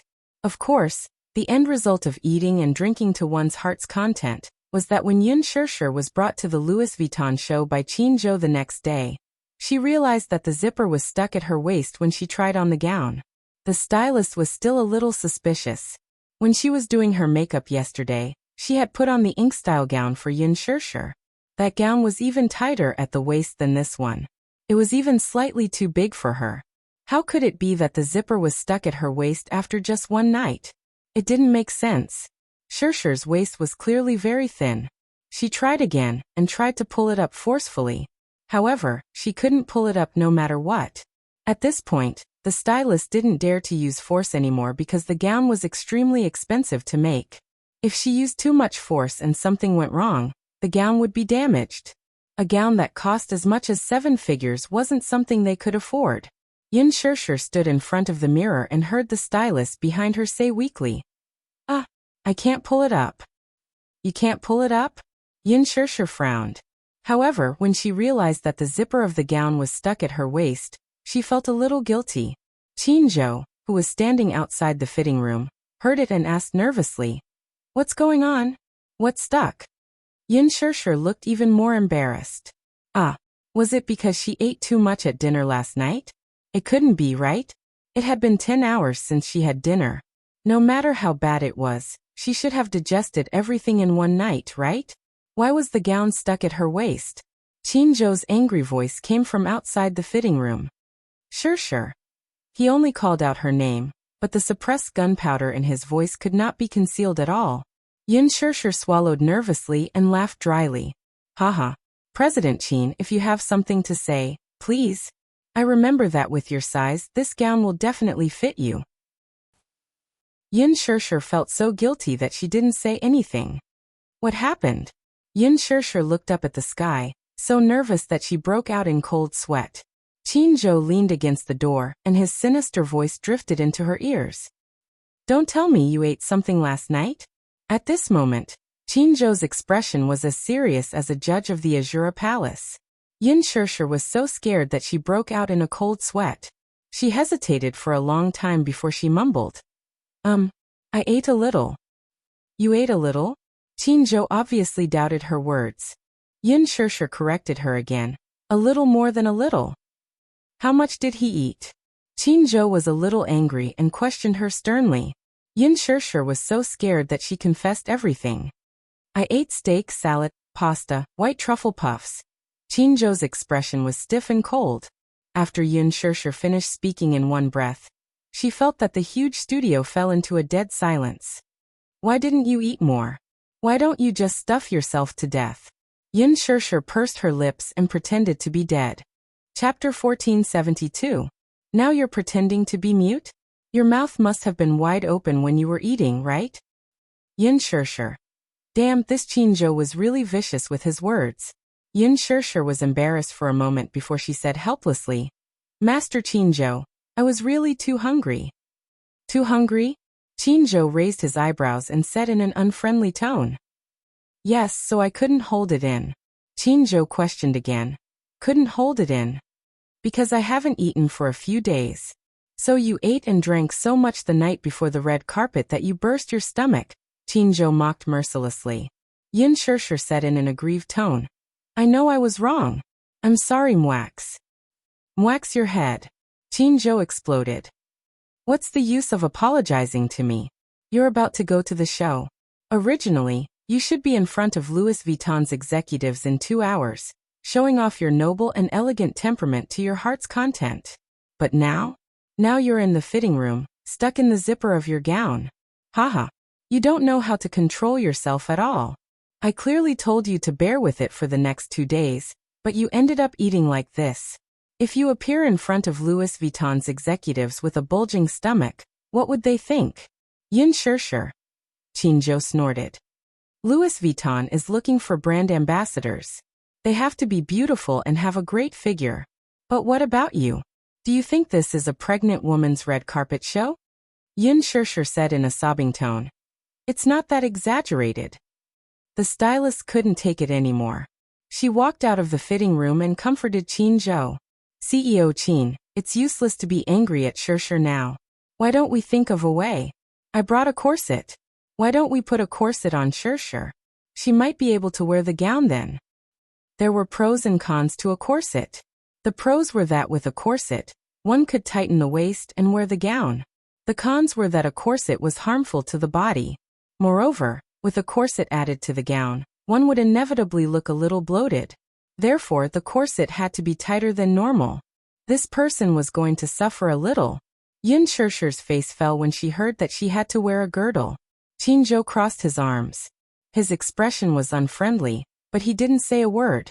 The stylist carefully probed. What do you mean? What else can we do? Qin said unhappily. What time is it now? There's not much time left. Hurry up and bring the girdle over. Yes. The stylist took the girdle and put it on for Yin Shirshir. After a long time, the zipper was finally pulled up. However, it was Yin Shirshir's first time wearing a corset. She couldn't get used to it for a while. When she walked out of the fitting room, her face was red. Obviously, she was uncomfortable because of the tight fit. Her expression was a little unnatural. Qin walked in front of her, snorted coldly and ordered, "Look up." Yin Shirshir subconsciously looked up. "Stick out your chest. Smile." Yin Shirshir curved the corners of her lips. Qin crossed his arms and looked elegant and cool. He looked her up and down and then nodded with slight satisfaction. However, he still couldn't help but poke her head. You greedy little cat, who asked you to steal food?" Yin Shirshir looked aggrieved. "See, you've suffered. Do you dare to do it again next time?" Yin Shirshir shook her head and looked bitter. Qin looked at her pitiful look and couldn't get angry no matter what. "All right. I'll let you off today." Chapter 1473. She spent the entire afternoon checking out the fashion show, accepting media interviews, taking street shots, and shooting a magazine shoot. Her schedule was packed to the brim. Yin Shirshir felt like she was going to fly like a hydrogen balloon. When they arrived in Milan, Yin Shirshir had to admit that Qin Zhou had a lot of resources in his hands. In fact, compared to Lin Ji as a newcomer, she did not have Lin Ji's fame. Even so, Qin Zhou still managed to get her a Louis Vuitton endorsement deal, and even arranged a role for her in a Hollywood blockbuster. This might be a common occurrence for A-listers, but for a newcomer like her, it was really unbelievable. With such a low exposure rate, it was indeed shocking that she was able to obtain such two international resources.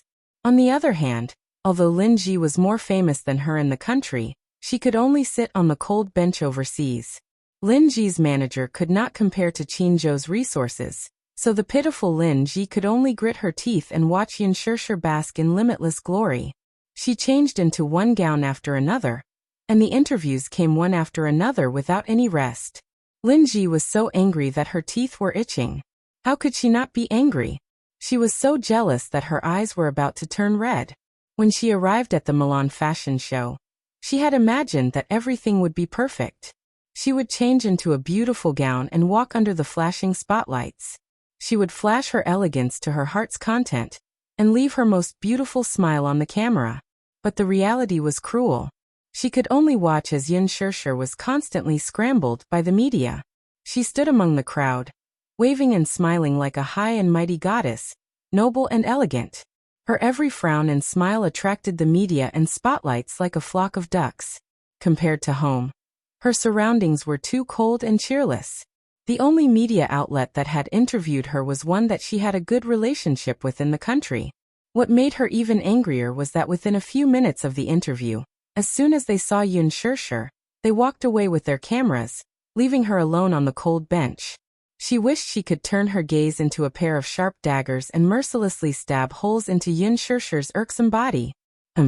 Shameless be *tch. It's been a whole day, and she's like a butterfly, never ending. Lin Ji's assistant sneered softly. Obviously, she didn't like Yin Shirshir either.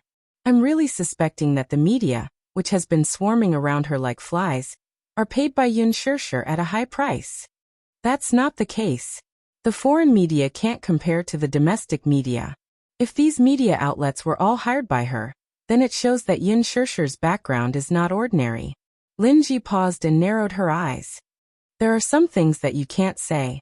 Be careful with your words and actions. She sounded like she was reprimanding her. Her voice was a little too loud when she was criticizing Yin Shirshir just now. The assistant seemed to have realized that he had raised his voice a little. He lowered his voice and said, "If you didn't hire him at a high price, how else can you explain that? She just debuted, and her only movie hasn't been released yet. How could she be so famous?" Lin Ji snorted. "Why don't you take a look at who her manager is?" Chapter 1474. At the mention of Qin Zhou, she knew that this manager's resources were not to be underestimated. Hence, she had nothing to say. On the night of Louis Vuitton's special event, there would be a Milan fashion show banquet. The venue for the banquet would be the famous Milan Palace.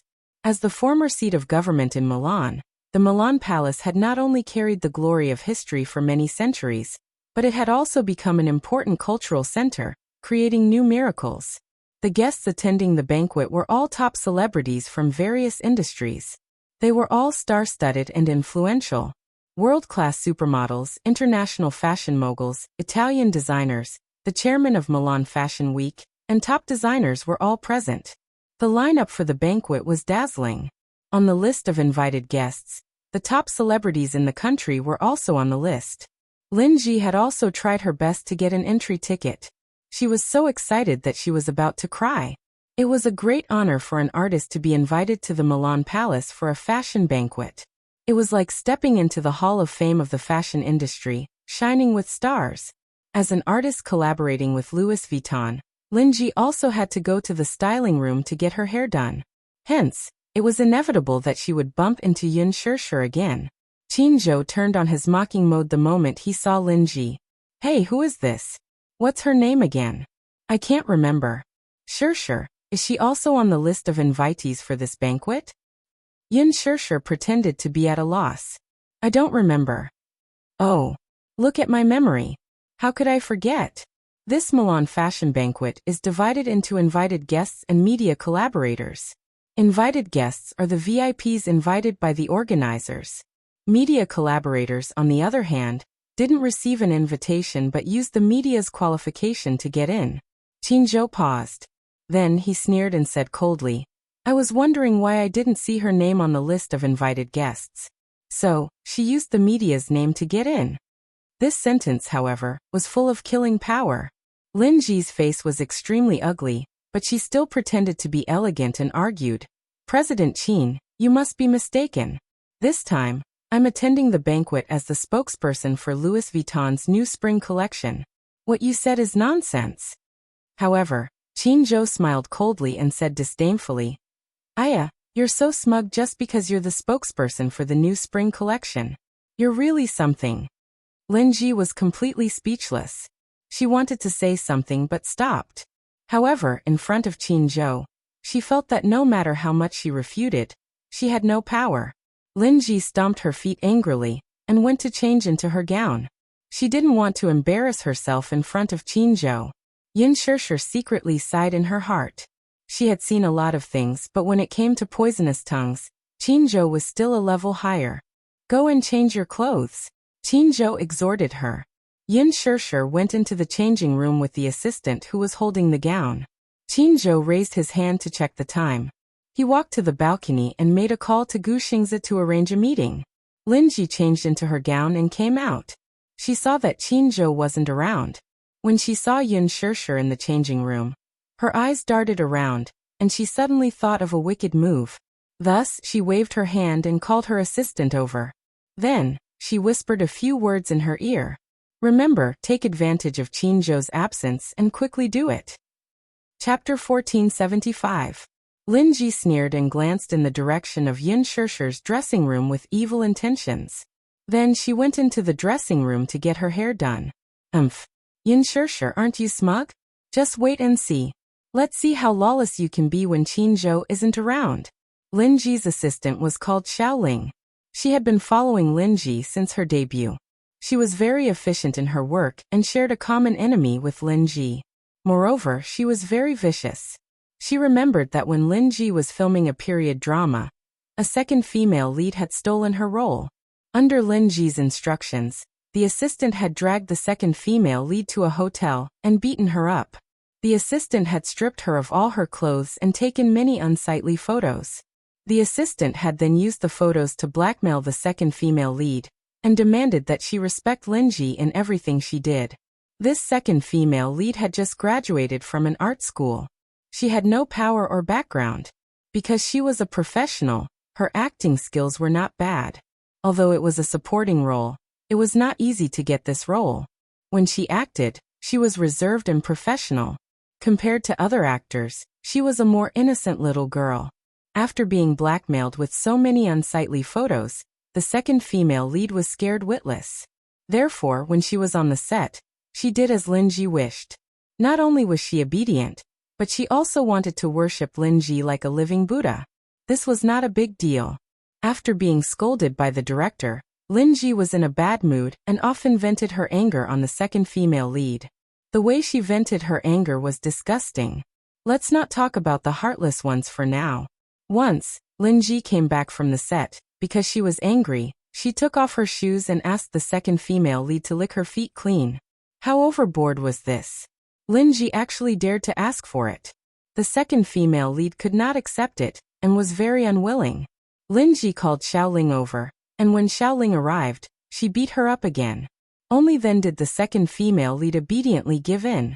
Moreover, she cared a lot about her innocence, so she could only obey humbly. Not only did she lick Lin Ji's feet clean, she was even forced to drink a few mouthfuls of the water used to wash her feet. The entire process was recorded by Xiaoling. The next day, the second female lead went to the set. When the director saw the bruises on her arms and shoulders, he thought that the bruises were caused by something dirty. Hence, he fired her from the set on the grounds that she was having an affair with a man on set. Actually, this second female lead was a pity. She was pretty capable and kind-hearted. If it weren't for Lin Ji, she might have shot to fame with this role. However, after the drama aired, she left the entertainment industry and went into hiding. After leaving the entertainment industry, she married a rich businessman with her good looks. However, Lin Ji found out about this. Therefore, she sent the unsightly photos that the girl had been forced to take to the rich businessman's mailbox. She also spread a rumor that the girl had been involved in a relationship with a man and a woman in the crew. She was called out by the director and kicked out of the crew. When the rich businessman found out about it, he was so angry that he divorced her after half a year of marriage. Then Lin Ji used some tricks to seduce this rich businessman. She was booked by him for a period of time and obtained some resources from him. Through this rich businessman, she met a famous director and used this famous director's TV series to become famous. Chapter 1476. On the surface, she looked bright and innocent. Only then did Mushi fall in love with her. What she did not know, however, was that she was a very sinister person in private. In fact, Lin Ji was very petty and petty. Once she bore a grudge against someone, she would not let the matter rest until her reputation was ruined. Earlier, she had whispered to her assistant to sneak to Yin Shishir's changing room with her phone and secretly take a few photos of Yin Shishir changing into her gown. This was not the first time she had done such a despicable thing. Xiaoling smiled knowingly. Taking advantage of Qin Zhou's absence, she sneaked to Yin Shishir's changing room and stood on a stool. With the help of the selfie stick, she stretched her hand in the direction of Yin Shishir's changing room. The camera was muted, so Yin Shishir did not notice even after a dozen photos were taken. She was struggling with her gown. Louis Vuitton's gowns were more cumbersome to wear, so she was focused on putting on nipple pads. The stylist wanted her to squeeze as much cleavage as possible. The more obvious it was, the better. Yin Shishir, on the other hand, was frowning and did not want to be too revealing. Xiaoling succeeded just like that. Holding the photos in her hands, she was secretly delighted for a while. She then opened the door and was about to go out to ask for a reward from Lin Ji. When she opened the door just now, she only felt a tall figure standing at the door, as if blocking all the light. His tall and big body stood tall like a dark cloud. Xiaoling was startled and her heart trembled. She raised her head and saw a man as handsome as a god. Xiaoling's heart tightened. It was not because of this man's handsome looks that angered both men and gods, nor was it because of his powerful aura that made one's heart tremble. It was because at this moment, this man's eyes were as sharp as ice, piercing her body and making her tremble. Mu Yaja blocked the door, his handsome face gloomy. He had just arrived at the studio and heard that Yin Shishir was in the changing room, so he wanted to take a look. As soon as she arrived, she saw a selfie stick sticking out from the ceiling of Yin Shishir's changing room. She could vaguely see that the camera had been turned on and had secretly taken a few pictures. His eyes were extremely sharp, and he immediately saw that the phone screen had captured Yin Shishir's half-naked body. His anger immediately surged. Who was it? How dare he secretly take photos of her changing clothes? Xiaoling was shocked by his expression, but she did not know the identity of the man in front of her. She asked stupidly, "Who are you? Don't you know it's scary to suddenly appear at the door?" Mu Yaja was silent, but his eyes fell on her phone. Xiaoling did not notice his anger at all. She looked around and asked suspiciously, "Who are you? Don't you know that this is the VIP lounge? Unauthorized personnel are not allowed in. What were you doing just now?" Mu Yaja questioned. When Xiaoling heard this, she was stunned and felt guilty. She instinctively held her phone tightly behind her back and asked innocently, "What does it have to do with you?" However, she was panicking inside. Could it be that this man had come in just now? What a bad time. Could it be that he had seen her every move? Xiaoling cursed silently and said fiercely. Then she wanted to retreat. "I'm not going to talk nonsense with you. I have something to do. Stop right there." Mu Yaja abruptly grabbed her arm and pulled her back without a word. Chapter 1477. In the changing room, Yin Shishir was alarmed by the argument outside the door. She put on her gown and hurried out. However, she was stunned when she saw the confrontation at the door. "You. Why are you here?" Yin Shishir was confused when she saw Mu Yaja. This was Louis Vuitton's VIP room for women. How could he barge in so openly? She took a closer look at the woman in Mu Yaja's hand and found her rather familiar. Yin Shirshir thought about it seriously. Wasn't this Lin Ji's assistant? Why was she here? Just as Yin Shirshir was wondering, Xiao Ling started to struggle fiercely. You. Let go of me. What are you doing? Although this man was quite handsome, but why was he grabbing her hand for no reason and not letting go? Xiao Ling complained in her heart. Mainly, she felt very guilty and wanted to leave this place quickly. Hand over your phone. Muyaja grabbed one of her hands and glared at her with a gloomy expression. His eyes were filled with rage. He never had the habit of being rough with women, but that didn't mean that he would tolerate it to the end. Xiao Ling was so flustered that she broke out in cold sweat. Qinzhou had just finished his call when he heard the argument coming from the VIP changing room. He carefully knocked on the door and heard a man's voice. He didn't know what was going on, but the voice of the opposite sex alerted him. He immediately pushed the door open and entered. However, when he saw the confrontation in front of him and saw that the woman Muyaja was holding was Lin Ji's assistant, his expression turned ugly. This is Shirshir's changing room. Why did you sneak in? Xiao Ling pouted innocently. I went in the wrong way. I didn't do it on purpose. Why are you so agitated? Muyaja sneered at her matter-of-factly manner. You secretly took photos of her, he said sternly. Yin Shirshir didn't react for a moment when she heard that. However, when she calmed down and saw the phone in Xiao Ling's hand, she thought of the scene in the changing room and felt a chill in her heart. She secretly took photos of her? Thinking of this, Yin Shirshir was furious.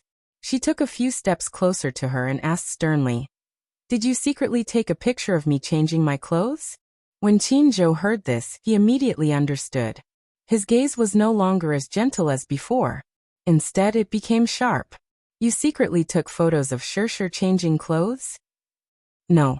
Xiao Ling tried her best to defend herself. Are you guys kidding me? I was just holding my phone, and all of you are actually accusing me of taking photos secretly? I saw it. With only 4 words from Muyaja, Yin Shirshir did not suspect anything. What kind of person was Muyaja? Why would he wish for a nobody for no reason? Hence, she walked forward and snatched the phone while Xiao Ling was distracted. Ah, my phone. Give it back to me. Xiao Ling was extremely nervous. Yin Shirshir pursed her lips coldly.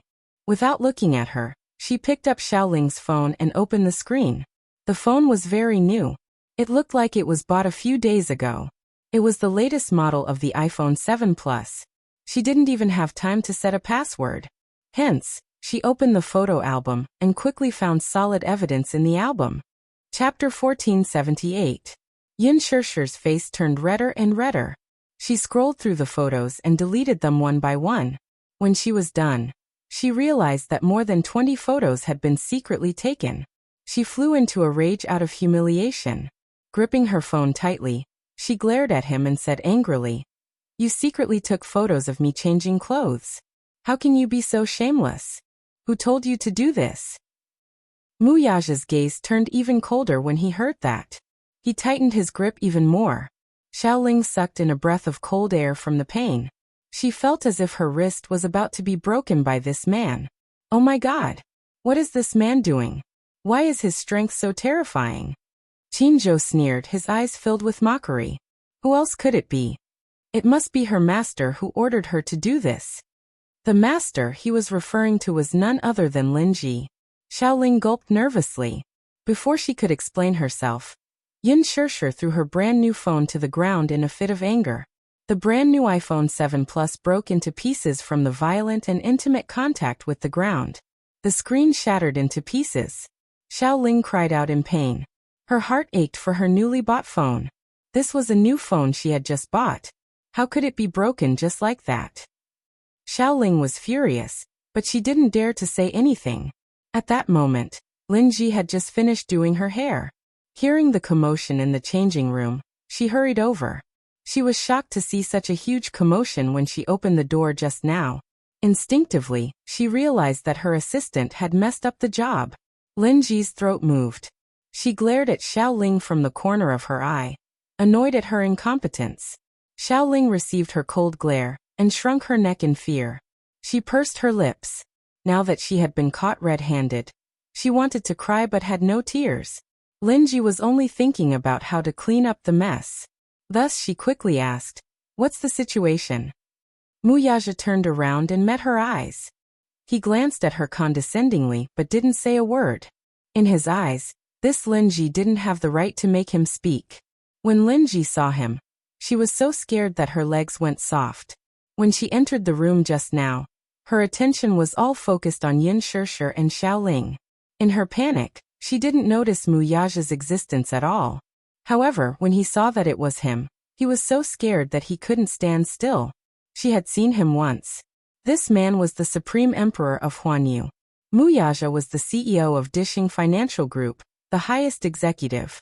Huanyu Entertainment was just one of his many businesses. It was said that he was a rather swift and decisive person. Why was he here? Linji was a little confused. What's the situation? Don't you feel guilty asking this question? Qin Zhou snorted coldly. He had been in the industry for many years and was quite experienced. How could he not see that Xiaoling had secretly taken nude photos of Shishir under Linji's instructions? His mockery made Linji's face even more embarrassed. However, who was she? Her acting skills were superb. When she pretended to be innocent, it was very convincing. Anger and shock appeared on her face. At the same time, she looked at Xiaoling with a pained expression and said in disappointment, "Xiaoling? What did you do?" You secretly took nude photos of Yin Shishir?" Linji interrogated sternly. When she said this, it was as if she wanted to push all the blame onto Xiaoling. Chapter 1479. She thought that Linji would help her exonerate herself, but she didn't expect her to change the topic and pour all the dirty water on her. For a moment, Xiaoling felt wronged and disappointed. She wanted to say something but stopped herself. "Tell me, did you do it? Did you do it?" Linji glared at her. Her hoarse voice was filled with disappointment and pain. Linji's acting skills were good to begin with, especially at a time like this. It was vividly displayed. Xiaoling widened her eyes helplessly, her mouth slightly agape. She was caught off guard by Linji's sudden change in attitude. Surrounded by so many people, Linji was the only one on her side. Even though she was the only one on her side, she was still questioning her sternly. She was so scared that her legs almost turned to jelly. What was she doing? What was Linji trying to do? Why was she questioning her so fiercely? Wasn't she the one who ordered her to do all this? Now, not only did she not help to exonerate herself, but she even poured all the dirty water on her. She had to bear such a big black pot. How wronged was she? However, she couldn't blame Linji for not helping her at all. She was already caught red-handed. How could she still argue? Even if Linji wanted to exonerate her, she would only implicate herself. Linji was a person who knew how to sail according to the wind. She looked around and immediately jumped out to clear her name once she saw that the situation was not right. One couldn't help but admire Linji's brilliance. Qinzhou narrowed his eyes dangerously. He had many doubts about Linji's attitude in his heart. He didn't even need to think about it. Xiaoling had been ordered. If not for Linji's order, how could she have thought of using such a method to secretly take photos of Shishir? Linji winked at Xiaoling from an angle where no one could see, wanting her to cooperate with her act. However, Xiaoling was in a state of panic at this moment. How could she understand her look? She shrunk her shoulders in fear. She looked at Qinzhou's gloomy face for a while, and then looked at Muyaja, who was as awe-inspiring as a god. She was terrified to the extreme, and her lips trembled as she explained. I didn't. I really didn't. Yin Shishir said in disgust, "I've already seen it. Why are you still trying to defend yourself? Is there any use?" Qinzhou's voice became even harsher. "Why did you do that? Why did you think of stealing Shishir's photos? Are you under someone's orders?" Xiaoling was so shocked that her shoulders trembled. She subconsciously glanced at Linji with a helpless and hesitant gaze. Linji was furious. This Xiaoling was so stupid. Why didn't he know how to cooperate with her? Thus she said angrily, "I didn't expect you to be so vicious. Why are you still quibbling? Why did you secretly take photos of her?" Jijiyu, Xiaoling was aggrieved and scared. She subconsciously wanted to rat Linji out. Linji saw that the situation wasn't right. She rushed in front of Xiaoling and gave her 2 tight slaps. I've really misjudged you. I didn't expect you to use such despicable methods. Xiaoling was slapped hard. She only felt a burning pain on her face. Her face was slapped to one side. She subconsciously covered her face and looked at Linji in shock. She didn't expect her to be such a person. Chapter 1480. Sob sob sob. She was so aggrieved that she started crying. Linji frowned angrily. You're still crying. How dare you cry? Then she carried Xiaoling to Yin Shirshir and pushed her. Why are you crying? Apologize to Shirshir. Sob sob sob. I'm sorry. I'm sorry.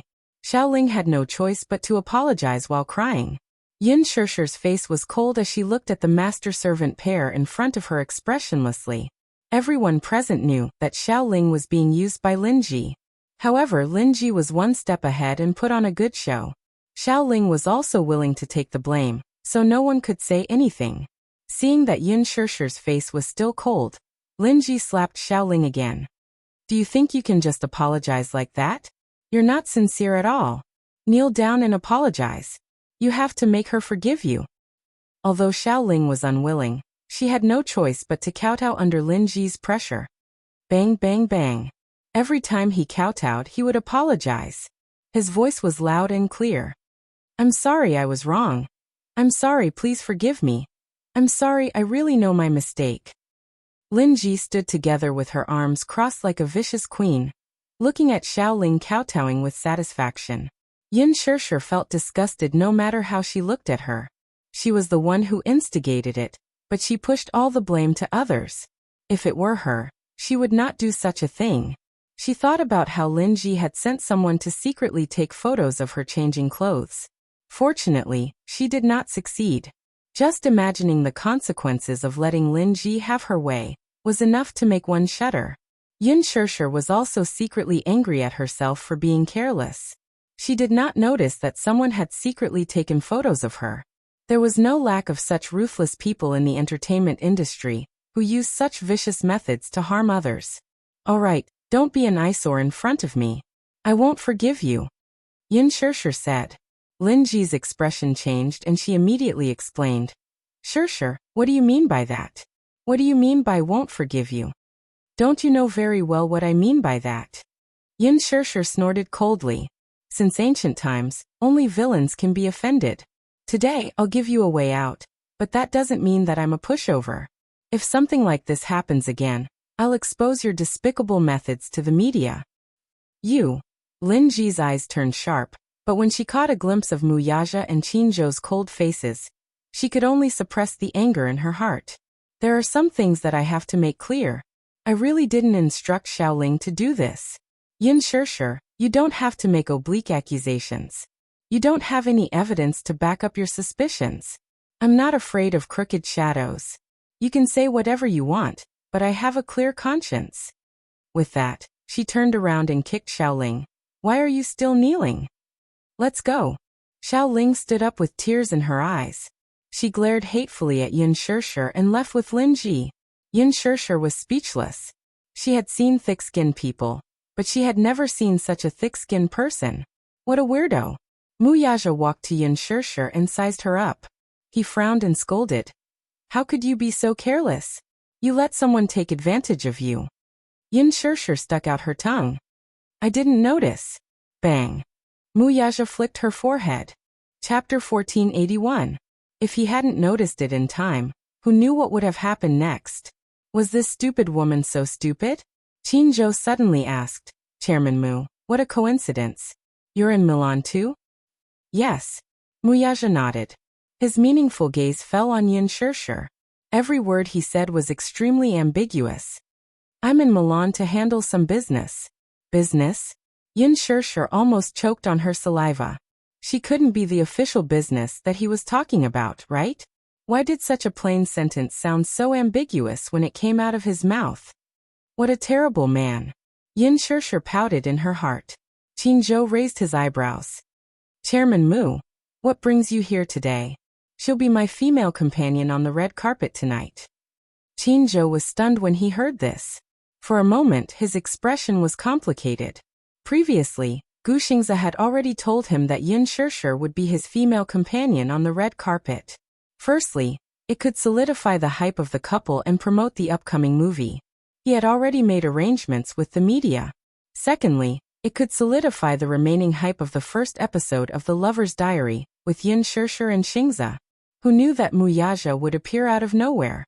Mu Yaja, however, was unaware of what the manager was thinking. "Are you going to wear this tonight?" As soon as he finished speaking, he looked down and was suddenly attracted by the gown she was wearing. She had purposely chosen the gown Gu Xingze had sent over today. This gown wasn't considered conservative. It was pulled low at the chest, and the stylist had done his best to squeeze a little cleavage. It was very eye-catching and eye-catching. It was too revealing. The gown was a tube top and had a low-cut design. Her voluptuous breasts were almost on the verge of popping out. Yin Shishir's body was the type that was skinny but not voluptuous. When Yin Shishir was a teenager, her breasts weren't so voluptuous. Perhaps it was because she had been breastfeeding, but her breasts were more developed. Coupled with the nipple pads, it was simply impossible for men to take their eyes off her. It was too exposed. It made people involuntarily want to press her down on the bed and ruthlessly humiliate her. Mu Yaja commented in his heart. "Change out of this," he suddenly ordered. Qin Zhou was a little confused. "Why?" Mu Yaja glanced at him coldly. "Don't you think it's too revealing?" Qin Zhou was at a loss for words. All right, it was indeed a little exposed. But for a Fashion Week banquet, this was already considered a conservative approach. Some Hollywood actresses even appeared in see-through outfits. Shishir was already being very conservative. Alas, even if he were given 10 guts, he would not dare to say this in front of the man. "Go and exchange for the one I sent over." Mu Yaja's deep voice was filled with unquestionable determination. Yin Shishir pursed her lips, but there was nothing she could do about it. She did not resist and could only hug the qipao he sent over to her and enter the fitting room. About 10 minutes later, Yin Shishir walked out of the fitting room. She walked in front of the mirror and compared herself. Mu Yaja turned sideways to look. However, his originally deep and bottomless eyes suddenly had a flash of amazement. For more than 10 seconds, he was deeply mesmerized by her and could not take his eyes off her. Qin Zhou was also stunned. Chapter 1482. The gown was designed in the style of a cheongsam. The style was pure, just like the style of the old Shanghai cabarets in the 1920s. However, this gown was not a traditional cheongsam. It was a fusion of Chinese and Western elements, a combination of Chinese and Western elements. Unexpectedly, Yin Shishir looked surprisingly beautiful in it. This gown retained the standing collar, slit, rolled edges, luxurious fabrics, and embroidery. It extended the skirt to the length of the floor, creating a precedent for the cheongsam evening gown. The design of the slit up to the knees weakened the sexy elements and added a bit of royal majesty. The position from the neck to the collarbone was designed with a hollowed-out design. The white skin and sexy collarbone could only be glimpsed, but to a great extent, it interpreted the beauty of the Chinese sex appeal, giving people a kind of looming feeling. The cheongsam was sleeveless, revealing Yin Shishir's fair shoulders and slender arms. Every stitch and line of the embroidery on the gown was handmade, showing the magnificence of aristocracy. The slit on both sides rose to the hips, but it was just enough to cover it. It was not considered revealing, only a pair of jade legs faintly showing. Such an absolute territory, but it had a slightly heart-throbbing feeling. The waist was tight, and the exquisite figure was perfectly revealed. Looking from afar, it was exquisite and beautiful. Not every woman could interpret the beauty of a cheongsam. When Yin Shishir put on this gown, people felt that she had lost some of her youthfulness and gained some elegance and magnificence. More importantly, there was a charm that had settled down over time. Women were like flowers, like winter plum blossoms in the snow. They were proud and self-admiring, but with the most arrogant attitude, they looked down on the passing of time elegantly. Yin Shishir's temperament was more pure, but this gown deepened and subverted her temperament. It became mature and beautiful. Between her eyebrows, there was a seductive look, as if there was an endless charm to it. Even Qin Zhou was secretly depressed that he had misjudged the situation. Yin Shishir's style was no less inferior to the ink-style gown that Mr. Gong had sent over. Beautiful. So beautiful. For a moment, it was hard to find words to describe this ascetic beauty. Mu Yaja did not expect that Yin Shirshir would be so suitable for this dress. When she wore it, she was so beautiful that he could not look straight at her. An enchanting beauty assaulted his face. For a moment, he actually felt his body heating up slightly. Because of her appearance, he couldn't help but let his imagination run wild. Deep down in his bones, a man deeply loved the beauty of a woman, which was a bit erotic and a bit ascetic. However, he wished that this beauty belonged to him alone. Yin Shirshir saw his burning gaze on her body. She shyly tugged at her skirt and asked curiously, "How do I look in this?" Mu Yaja suddenly snapped out of his thoughts and slowly took a few steps towards her. "What do you think?" Mu Yaja leaned over, stretched out his arms, and trapped her in his arms. His thin lips were close to her ears, and his breath was like orchids. "My body is heating up just by looking at you. Don't you think it looks good?" Yin Shirshir's face was burning hot. "Hey." She couldn't help but push him. "Don't be indecent. Can you answer me seriously?" "I'm answering you very seriously."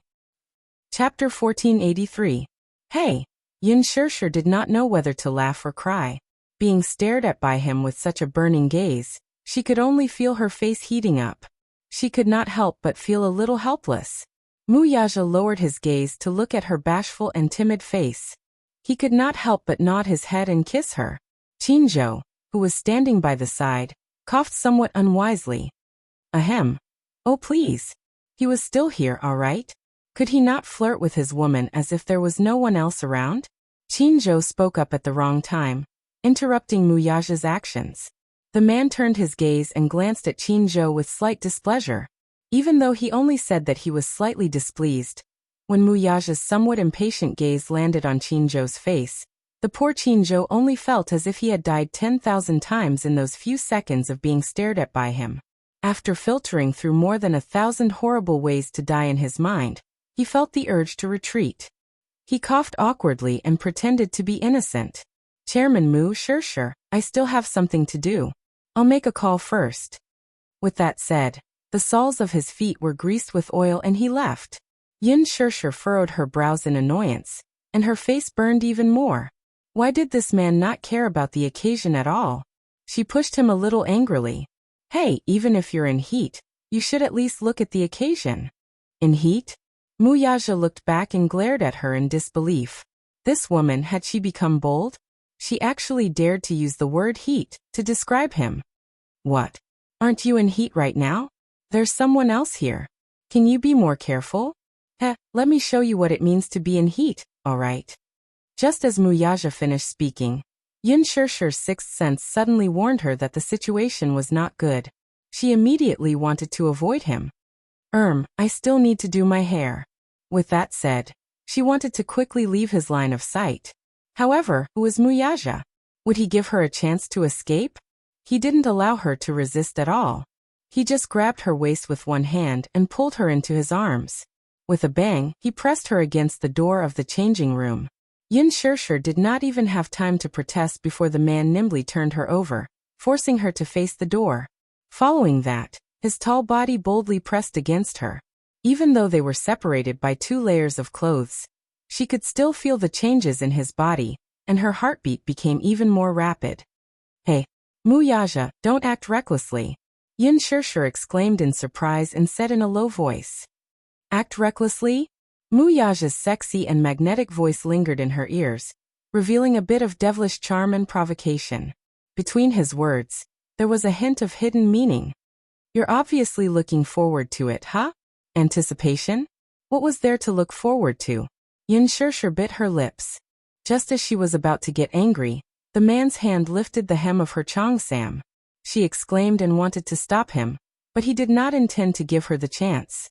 It should be very exciting to do it in the changing room. "Mu Yaja, don't do it here."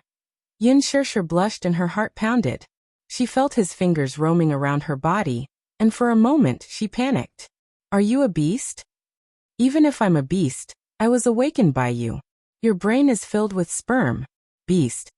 Yin Shirshir still could not stop being angry. Mu Yaja curled his lips and his eyes were playful. Chapter 1484. Yun Shirshir struggled slightly, but in the next second, her wrists were easily restrained by him. He entered her from behind as she resisted slightly. Without any foreplay, it was slightly difficult to enter and exit. However, as his skills deepened, her body gradually relaxed. He pressed on top of her and made love for a long time. When her body went limp, he vented all of it on her body. After everything was over, Yun Shirshir felt that her legs were so weak that she couldn't stand up. Her legs turned to jelly. She gritted her teeth, feeling extremely embarrassed. She could only let herself go limp in his arms and do whatever she wanted. Muyaja carried her to the sofa and carefully cleaned her body. There was a sink in the changing room. He took a hot towel and wiped her clean. Yun Shirshir suddenly remembered that he didn't use any safety measures just now. She sat up and glared at him. Hey, just now you. Muyaja calmly raised his eyes and looked at her quizzically. Did you wear that? Yun Shirshir blushed and asked. No. A certain man's tone was so righteous that it couldn't be any worse. She flew into a rage out of humiliation. No. Why didn't you use any safety measures? After saying that, she started counting with her fingers. My last period was, the safe period should be. After counting for a long time, Yun Shirshir slapped her forehead and said in distress, I'm not on my period today. After thinking about it, she looked as if she was facing death calmly. Forget it. Muyaja curled his lips and heard her say seriously, I'll buy some morning after pills later. The man was furious. No, why not? It's not good for your body to take pills. Yun Shirshir retorted in an unfriendly tone. Hey, you're being unreasonable. If it weren't for the fact that you didn't use any safety measures, would I need to take emergency morning after pills? If I don't take them, it'll be very dangerous. I'm in a dangerous period today. What are you afraid of? Muyaja frowned, but he was annoyed by her fuss. I'm not irresponsible. Yun Shirshir was startled. She heard him say, if you are pregnant, you can stay at home and take care of the baby. He dreamed of having another child with her. It would be best if she was a little princess. He dreamed that she could give birth to a daughter for him. He liked daughters very much. If she could give birth to a daughter, he would treasure her in the palm of his hand and give her endless love. Yun Shirshir was stunned for a while, but she said resolutely, I won't. You're not? Muyaja narrowed his eyes dangerously. His expression was slightly angry. Why should I give birth to your child? Oh, you think you can give birth to a child just because you want to? You didn't even ask for my opinion. I don't want to give birth. Yun Shirshir said unhappily. Muyaja suddenly grabbed her chin. You don't want to? This woman was actually unwilling to give birth? Yes, I don't want to. Why? There's no why. Yun Shirshir was silent for a while, then said, my career is on the rise now. I want to work hard on my career first. Let's put everything else aside for now. No. Muyaja said unhappily. Is your so-called career acting? Or is it like today, dressing up beautifully and being followed by the media like stars chasing the moon? Chapter 1485. He especially didn't like her like this. At first, he didn't approve of her career. It wasn't that he was biased against people from the entertainment industry, but he felt that as a man, it was his duty to provide for his wife. With his wealth, it wouldn't be an exaggeration to say that it wouldn't be a problem to provide for 1,000, 10,000, or even 1,000,000 of her. He felt that she didn't need to work. But back then, she had said that if he were to raise her, she would feel like a canary trapped in a cage with no freedom. She wanted to work and be financially independent. At least, she could earn enough money to support herself. He respected her and silently made way for her. But if it was for work, she had to sacrifice to this extent. He only hoped that her beauty and all the good things she had would be enjoyed by him alone. He didn't want anyone else to covet her beauty. Yun Shirshir furrowed her brows. She was a little unhappy with his evaluation of her work. To her, entering the entertainment industry was a complete coincidence. When she was in university, she majored in media and her dream was to become an outstanding actress. She liked acting, not because she liked the scenery, but because she liked the arts. She liked to challenge any role that was challenging. Every time her performance was recognized, She would feel a sense of accomplishment from the bottom of her heart. Regarding the issue of children, Yin Shirshir didn't think what Muyaja thought. They weren't officially married yet. Wasn't it too early to talk about children? Moreover, she already had 2 children. With Yu and Xiaoyi Chen, she didn't dare to take the risk. If she had another child, would Yu reject it? Would Xiaoyi Chen reject it? When the time came, what if Yu couldn't accept the arrival of a new life? Not to mention these 2 little guys. Even she herself wasn't prepared. Hence, Yin Shirshir held his face and said coquettishly, "Let's not talk about this now, okay? I'm not ready yet. Moreover, I'm not your wife in name. Why should I give birth to your children?" Muyaja's gaze froze for a moment before he circled his arms around her waist. "You'll be my wife, Muyaja.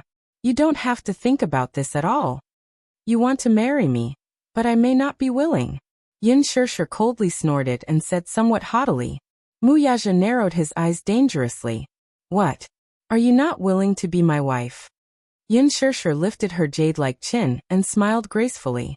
"That depends on your sincerity." As soon as she finished speaking, she pushed him away and stood up. Lifting the hem of her dress, she turned around and walked to the full-length mirror. The brightest design of this gown was the side of the hemline.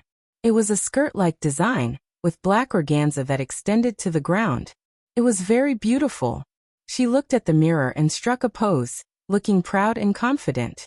At this moment, Yin Shirshir was definitely the most beautiful. Actually, there was one thing that she didn't say. One of the reasons why she wanted to become an actress was because he was such an outstanding man. Before becoming his wife, she wanted to become more outstanding, to become someone who was worthy of him.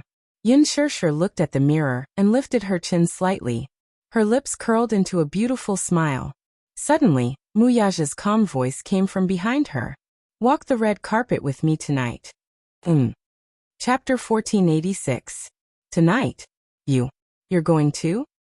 Yin Shirshir looked at the suit he was wearing. She did not realize why he was dressed so formally. Was he invited to tonight's banquet too? Muyaja replied. "You will be my female companion." Yin Shirshir was stunned. She suddenly remembered that Gu Xingze had asked her to walk the red carpet with him. So she said, No. Why not? Muyaja obviously could not accept her answer. "Give me a reason." Yin Shirshir smiled elegantly and seemed to be provoking him. "Mr. Mu, I have an appointment." "Is that a reason?" Muyaja snorted coldly. Rejected. How could he not know that Gu Xingze had asked Yin Shirshir to walk the red carpet with him tonight? Would he allow it to happen? Only 2 things would happen tonight. Either she would walk the red carpet with him, or she would not be able to attend the banquet tonight. She would be tied to the plane and go home directly. It was that simple and crude. Did he want his woman to attend the banquet as another man's female companion? Would he sit back and do nothing about it? Yin Shirshir was speechless. "You left the company and came to Milan. Why are you joining in the fun?" Muyaja replied. "Because there are always some people who are not self-aware and are coveting my woman. I'm worried." His straightforwardness made Yin Shirshir blush. She narrowed her eyes and smiled helplessly. "Chairman Mu, aren't you thinking too much? Who would dare to covet your woman? Are you paranoid about being persecuted?" Muyaja suddenly stood up and slowly approached her, until he was right in front of her. He leaned forward slightly and hugged her waist, pulling her towards him. Yin Shirshir fell into his arms. He whispered in her ear, "I'll give you 2 choices. Either you walk the red carpet with me, or you pack your luggage and go home. You choose." "You're threatening me." Yin Shirshir gritted her teeth in anger as she glared at him. "So what?" Muyaja smiled provocatively and said evilly, "You want to bite me?" Yin Shirshir was so angry that her face turned red, but she heard a certain man say in a noble and cold manner, "Miss Yin, please don't be ignorant of your good fortune. There are so many female celebrities lining up to walk the red carpet with me, but I only chose you. Didn't Qinzhou's team always want to give you exposure? Isn't this a great opportunity?" Yin Shirshir narrowed her eyes. However, Muyaja said slowly, "Qinzhou asked Gu Xingze to walk the red carpet with you because he wanted to create hype.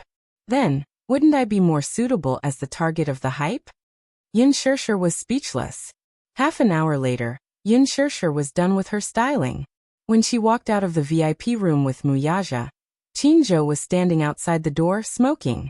When he saw them holding each other's arms, he choked on the smoke. What was going on? Shirshir, what's going on? Qinzhou was a little confused. Tonight, she's walking the red carpet with me, Muyaja said coldly. As soon as he finished speaking, Qinzhou was stunned. What?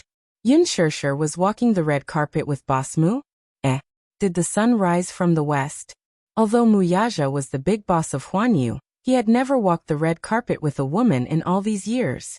Qinzhou suddenly thought of the relationship between Yin Shirshir and Muyaja. Oh, he wasn't that surprised. Chapter 1487. Qinzhou was happy that Boss Mu was willing to walk the red carpet with Yin Shirshir. Nonsense. Why wouldn't he do something good that could increase Yin Shirshir's exposure? If Muyaja was to accompany Shirshir to the banquet, it would be a glorious thing. It wasn't because of anything else. It was because of Muyaja's status. Moreover, he had never attended such a banquet before. This was the first time and probably the only time. Just when Yin Shirshir thought that Qinzhou was going to flip out, she saw him rubbing his hands with a smile. He looked very excited. Shirshir, you will walk the red carpet with Chairman Mu tonight. You must perform well. With Chairman Mu around, you will definitely be on the front page tomorrow.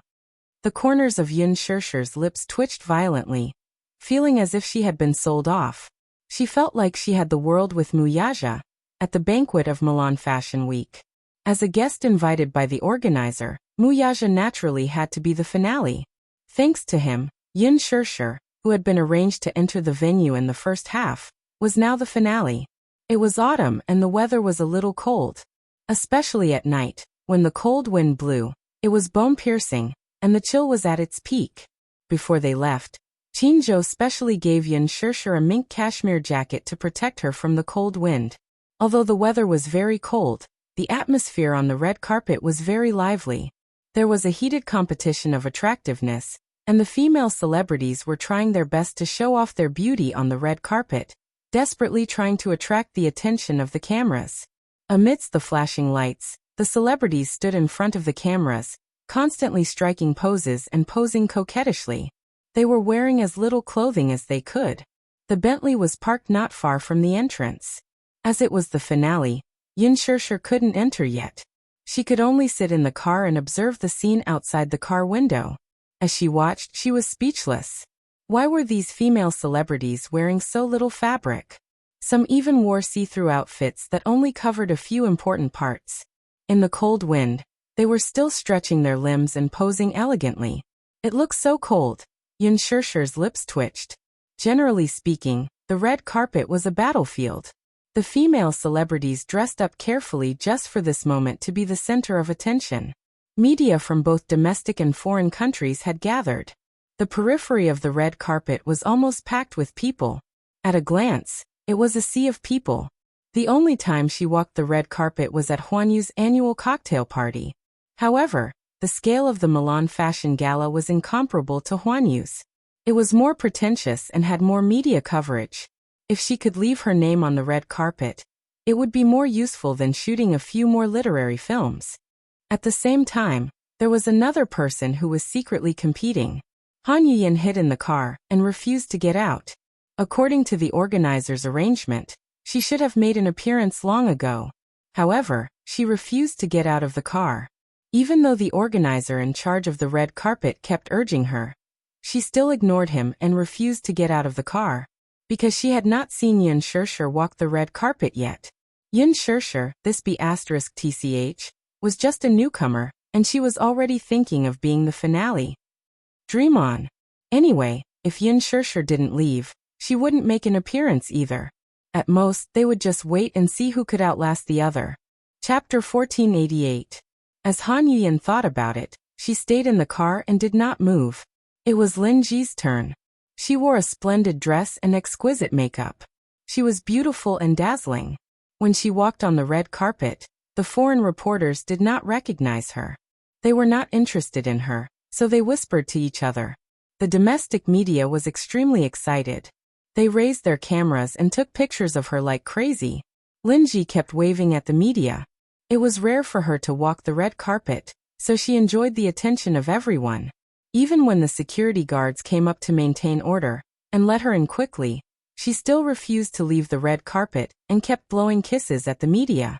In the end, he had no choice but to be half-dragged and half-dragged by the security guard. Han Yuyan sat in the car. When she saw this scene, she sneered. Country bumpkin. She had not seen the world. She did not know how this Lin Ji got into the Milan fashion show. She came here to make a fool of herself. What a disgrace. She did not want to walk with such a person and be compared to her. It would be degrading. On the list, only Muyaja, Yin Shirshir, and Han Yuyan had not made their appearance. The person in charge of the red carpet ran over to invite Han Yuyan.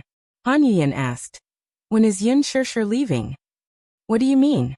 "When she leaves, I'll leave after her. How can we let her be the finale at such a big event? For this final scene, you should let someone of my level come to control the situation." The person in charge curled his lips contemptuously. This Han Yuyan was really naive. Naturally, Yin Shirshir would not be the last to appear. She probably did not know that Yin Shirshir and Muyaja were walking the red carpet together. "You're really not leaving?" The person in charge was running out of patience. In order to invite this person to the red carpet, he had gone back and forth several times. He had been polite at the beginning, but now his patience was running out. If she did not leave, he would not invite her again. However, Han Yuyan had already made up her mind. She made her stand clear and emphasized, "I want to walk the red carpet after Yin Shirshir." As soon as he finished speaking, the person in charge left helplessly. Han Yuyan closed the car door and rolled her eyes mockingly. "Yin Shirshir, you want to fight with me?" He was still too inexperienced. The red carpet was nearing its end. All of the media were eagerly waiting to find out who the big shot would be at the end of the show. The scene was still very lively. This was a rare fashion event in Italy. It was Muyaja's first time walking the red carpet in Milan with a female partner, and it was also Yin Shirshir's first time appearing in front of the cameras with him. She was so nervous that she almost suffocated. Yin Shirshir clasped her hand over her heart and looked at the flashing spotlights on the red carpet. For a moment, all the spotlights were on, and it was as bright as day, illuminating the silent night. Muyaja saw her taking deep breaths and smiled. His originally cold eyes were filled with gentleness and affection. Nervous? Yes, a little. Yin Shirshir did not mince her words. It was embarrassing to say that this was the first time she had seen such a big event. There were hundreds and thousands of reporters from different countries all over the world. Now they were all gathered together to witness this glittering fashion event. In the crowded crowd, the bodyguards were trying their best to maintain order. Chapter 1489. Muyaja held her hand gently and kissed her fingertips. The moment he looked down, the tenderness in his eyes seemed to melt her. The wind outside the window was bitterly cold, but at this moment, she felt a sense of warmth in her heart. "Hold my hand when you get out of the car, okay?" He tried his best to soothe her uneasy heartbeat with his gentle voice. The Bentley slowly stopped at the end of the red carpet. From the rearview mirror, Yin Shirshir could see many reporters swarming around the car door. They held up their cameras and flashed their flashlights continuously. Every one of them was trying to be the first to capture this scene before everyone else. The bodyguards immediately rushed over to divert the crowd. Unfortunately, the media was too crazy. Muyaja smiled, opened the door, and got out of the car. Then, under the bright flashlights, he turned around and held her hand. Yin Shirshir held his hand and slowly got out of the car. Her gorgeous cheongsam and her exquisite and perfect figure were exposed to everyone's eyes. "Oh my God! It's Yin Shirshir. Is she the newcomer who sat next to Gu Xingza at the fashion show? I remember her. Her figure in the ink painting on the red carpet was simply stunning." Yin Shirshir's appearance at tonight's fashion show was not surprising. However, what was unexpected was that her male companion on the red carpet was actually Muyaja. Muyaja. This name, even when placed in the international arena, was like thunder to one's ears. As the top celebrity in the business world, the Mu family was one of the wealthiest families in the business world. Muyaja was the head of the Mu family and the CEO of Dishing Financial Group. He used to be the young master of the Mu family, and was now the CEO of Dishing Financial Group. His appearance on the red carpet was the biggest surprise of tonight's event. Actually, Milan's fashion show would send VIP invitations to the Mu family every spring and autumn. After Muyaja received the invitations, he would always throw them aside and ignore them. His appearance was a veritable VIP. Tonight he was dressed in a handmade suit. He was tall and straight, slender and handsome. His delicate facial features softened the charm of Oriental classics and the profound mystery of European descent. His exquisite silhouette was full of heroic spirit. However, compared to the past, there was less coldness. Because of the woman beside him, there was more gentleness between his brows. When he and Yun Shirshir appeared on the red carpet, they instantly outshone the crowd. Magnesium lights flashed across the sky, causing half of the night sky to be as bright as day in an instant. It's the CEO of Mu Group, Muyaja. I heard that he's a business genius. He's young and talented. The reporters were in a frenzy. It seemed that no one had expected that tonight's finale guest would be the rumored scion of a prestigious family, Muyaja. Muyaja held Yun Shirshir's hand and walked towards the end of the red carpet. Shocking. It was really too shocking. In the past, there had been female celebrities and male guests on the red carpet together. However, it was rare for such a pair to be so good-looking. The man was so handsome. The woman was gentle and moving. A talented and beautiful couple, a golden couple. This was it. Muyaja was calm and collected. When he held Yun Shirshir's hand and walked to the center of the red carpet, the reporters burst into screams. Stop. Stand where you are and take a group photo, okay? Chapter 1490. Yun Shirshir, can you smile? Hearing this, Yun Shirshir cooperatively revealed a charming smile, which instantly captivated the reporters in the press gallery. Even some of the international reporters were mesmerized by her smile. It was too beautiful. Especially this Cheongsam. When she wore it, it was indescribably beautiful. She exuded a sense of asceticism from head to toe. Chinese elements were highly valued overseas. Many fashion weeks had Chinese-themed fashion shows. This time, the Milan Fashion Week also had a Chinese-themed show. Especially the Cheongsam. It was once the favorite of many Hollywood actresses. However, it was because of the difference in their bloodlines. How could those blonde-haired and blue-eyed foreign actresses exude the charm of the Cheongsam and its unique classical mystery? These reporters had attended so many events and could be considered to have seen countless people. However, they could not pick out a female actress who wore a Cheongsam and was as beautiful as Yun Shirshir. The red high heels on her feet were based on classical elements. It matched the gown very well. Yun Shirshir, look over here. A cry of surprise came from the group of reporters. Yun Shirshir immediately looked in the direction of the sound, and the smile on her face became even more beautiful. The magnesium lights flashed even more fiercely. Yun Shirshir and Muyaja cooperated with the media's request and got closer to each other to take a few photos. The two of them stood together and looked very compatible. The celebrities who had already walked the red carpet and were standing at the entrance of the venue could not help but whisper. Many of the celebrities who had rushed over from China to attend the Fashion Week banquet were silently guessing the relationship between Yun Shirshir and Muyaja. Muyaja was the big boss of Huanyu. The huge Huanyu was just a branch of Dishing Holdings. Muyaja could be said to be the king of the entertainment empire. However, it did not decrease that he had held the hand of any female actress and attended such a banquet together. No one could tell what the relationship between the two of them was. Many people were so jealous that they gritted their teeth. Who would believe that Yun Shirshir didn't have any background? She had just debuted, and she already had so many resources. She was also involved in a scandal with Gu Xingze, and she was walking the red carpet with such a prestigious figure like Muyaja. Could it be that she was Muyaja's pet? However, Muyaja rarely had any scandals in the circle. It was rare for him to be so close to any female celebrity. Previously, Muyaja had a fiancée. However, a while ago, Muyaja held a press conference and announced that Muyaja and Mu Wanru had broken off their engagement. This news made many people jump for joy. At this moment, Yun Shirshir and Muyaja had become the focus of everyone's attention. At the request of the media, Muyaja intimately hugged Yun Shirshir's waist and planted a kiss between her eyebrows. The reporters all captured this sensational kiss of the century. When Han Yuyen saw this scene in the car, she suddenly couldn't sit still. She couldn't help but feel annoyed. She watched helplessly as Yin Shirshir and Mu Yaja walked down the red carpet together. She was in a bad mood. She thought that Yin Shirshir deliberately wanted to be the last to appear. She didn't expect that she was arranged to be the last to appear, because she had a big shot like Mu Yaja. She cursed fiercely in her heart. What kind of person was Yin Shirshir to be able to appear on the red carpet with Mu Yaja? Mu Yaja rarely appeared in front of the camera. Chapter 1491.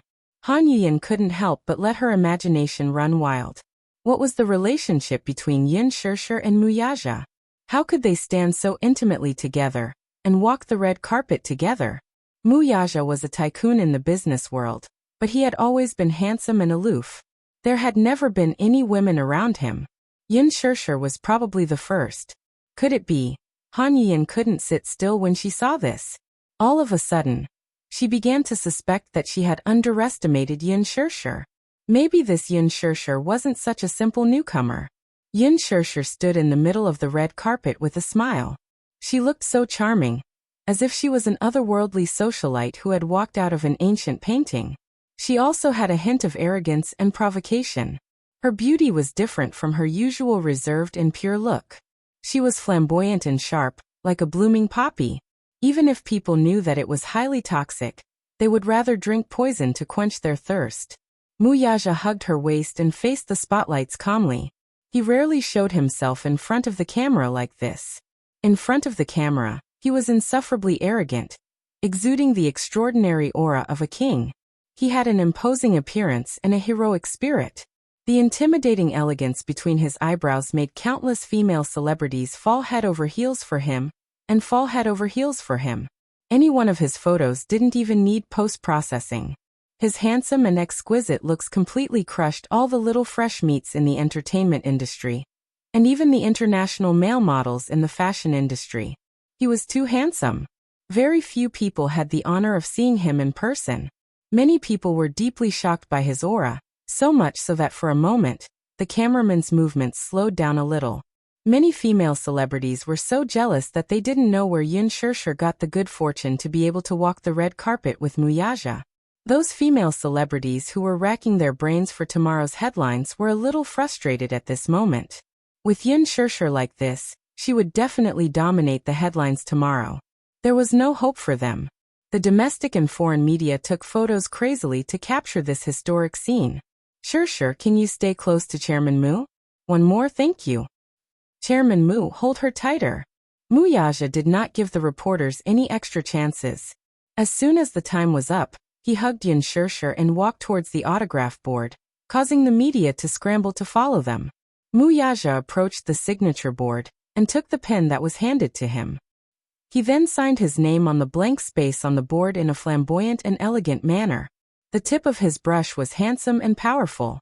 His words were just like him, arrogant and flamboyant. Every stroke was full of tension.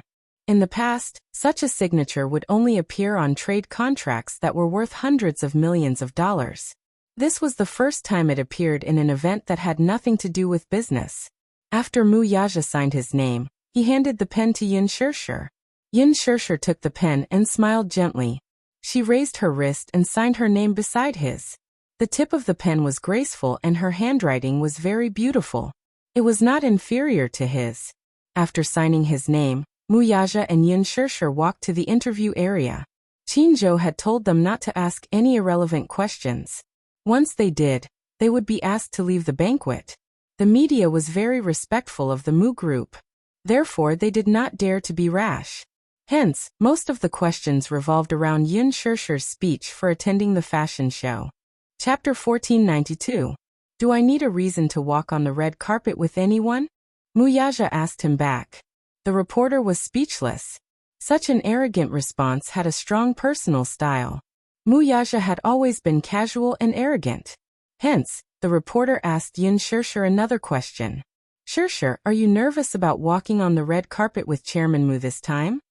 Yin Shirshir smiled and said, How could I? Before she could finish her sentence, the reporter quickly asked, Why are you in such a good mood? Yin Shirshir chuckled and added, How could I not be nervous? The reporter was silent. Friendly laughter came from the media. Yin Shirshir said wittily, I'm too nervous, so I'm sweating when I talk. Yin Shirshir was already good at dealing with the media. She already knew how to use words to cleverly avoid difficult topics. Her clever on-the-spot response made the media laugh in disappointment. Ha ha ha. Shirshir is so cute. Hence, they did not make things difficult for her. They asked a few friendly questions and ended the interview. Mu Yaja and Yin Shirshir walked into the venue. Qin Zhou watched their backs disappear at the end of the red carpet and sighed. He also walked into the venue. Seeing that it was about time, Han Yiyan thought to herself, now I can finally make my appearance, right? Hence, she opened the car door and adjusted her elegant and arrogant posture. She lifted the hem of her dress and walked out of the car. At first, she thought that Yin Shirshir deliberately wanted to be the last. Only then did she realize that it was because she was on Mu Yaja's list. She used Mu Yaja's name to delay her appearance.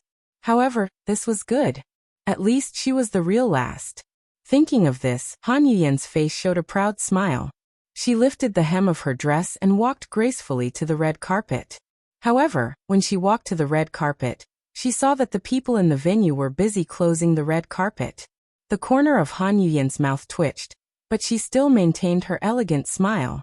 She signaled her assistant with her eyes. The assistant immediately ran forward and said in fluent English, Wait, there's still an artist who hasn't left. What? Our artist, Han Yiyan, hasn't walked the red carpet yet. Let's wrap it up later. It's time. That person snorted rudely and ignored her, continuing with the movement of his hands. Han Yiyan could no longer maintain the elegant smile on her face, and her face turned pale. She quickly stepped forward and said condescendingly, What time is it now? You're already rolling the red carpet? That's too much. I haven't left yet. The assistant translated her words for her. The man looked at her from head to toe and said expressionlessly, We're just following orders. The last couple has already walked the red carpet. Moreover, it's time. The banquet is about to begin. Call the person in charge here. I'll talk to him. Han Yiyan said coldly. The man muttered in Italian, then picked up the headset and called the person in charge. The person in charge hurried over. When he saw Han Yiyan, his face turned cold. What's going on? Han Yiyan snorted and pointed arrogantly at the assistants in charge of closing the red carpet. She said angrily, What are they doing? I haven't walked the red carpet yet, and they're already rolling it up. That's too much. Please give me an explanation. Her tone was arrogant and arrogant. Chapter 1493. The person in charge was surprised, and his tone was cold. Time's up, so they're starting to pack up the red carpet. There's nothing wrong with them doing that. Han Yiyan almost flew into a rage when she heard that. She tried hard to calm herself down and forced a smile, pretending to be calm. I haven't left yet. It was just a few words, but she said it while smiling and gritting her teeth. The person in charge asked coldly, What does that have to do with me? Han Yiyan was stunned. You didn't want to leave when I asked you to. Now that time's up, you won't have the chance to leave even if you want to. Wait for the next time. The person in charge said those words casually, but what he meant was that Han Yiyan should pack up and leave, and walk the red carpet again next time. Han Yiyan's face was completely flushed. She was extremely embarrassed. She suddenly lost her composure and said unreasonably, No way. You can't do that. Roll out the red carpet for me again. Let me finish walking the red carpet. There's a limit to acting like a big shot. Who do you think you are? You're just an artist. Do you want everyone to wait for you? The person in charge rolled his eyes at her. Sorry, the banquet has started. I asked you to walk the red carpet, but you didn't want to. Who do you think you are? How dare you dream of being the finale after Mr. Mu? Ah. He sneered, turned around, and continued to order people to pack up the red carpet. Han Yiyan held onto her fur coat. Her eyes were red as she glared at them. She bit her red lips. She felt wronged, but there was nothing she could do. She could only watch as they packed up the red carpet and removed it. The reporters rushed into the venue and immediately erected a barrier. Now she couldn't even enter the venue. Han Yiyan thought about the fashion banquet she had been looking forward to for so long. Now, she was blocked outside the door, standing alone in the cold wind. Tears rolled down her cheeks. She was full of grievances.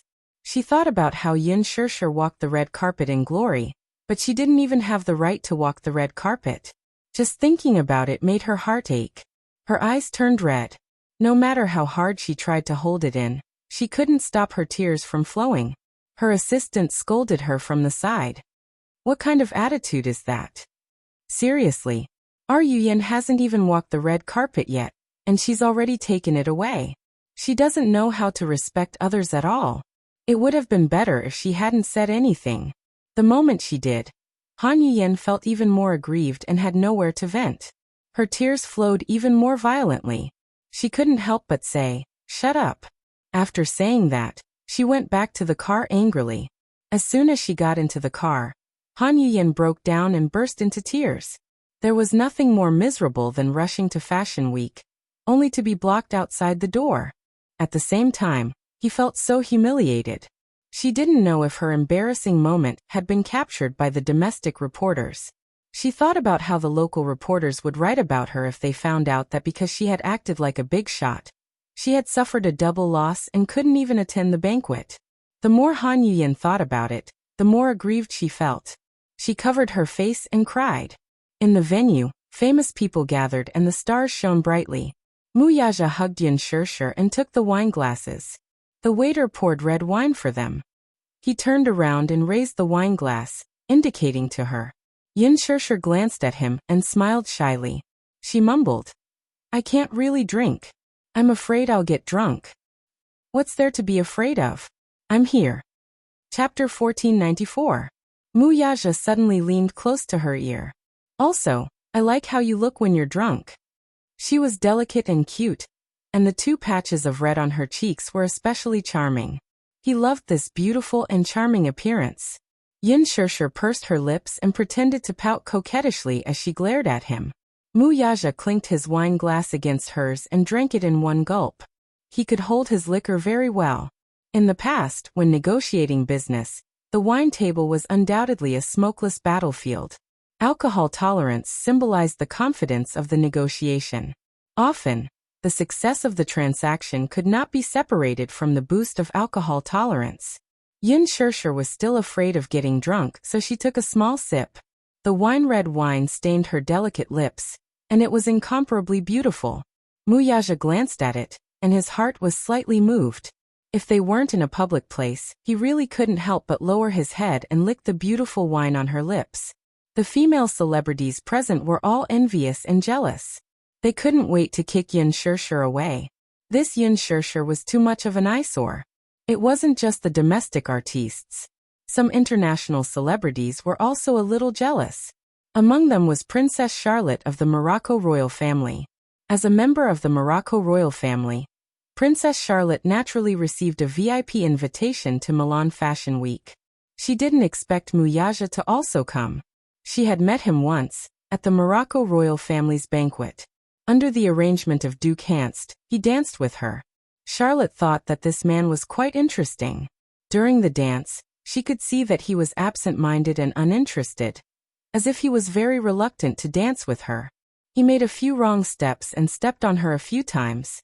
Charlotte was displeased, but at the same time, he left a deep impression on her. There were very few men who didn't like her. As the princess of the Morocco royal family, not only was she rich, but she was also beautiful and had a noble temperament. There were countless nobles who flocked to her like a flock of ducks. Not to mention those commoners. This was the first time she had seen a man with a cold face in front of her. There was no change in his expression, nor was there a trace of reverence or submission. After the dance, he left the dance floor in a hurry and did not linger. Charlotte could not help but be a little interested in him. This man is very interesting. Moreover, his noble and arrogant temperament was very attractive to her. She was tired of those men who fawned over her in every possible way. She was even more tired of those who treated her as if she was a high and mighty queen.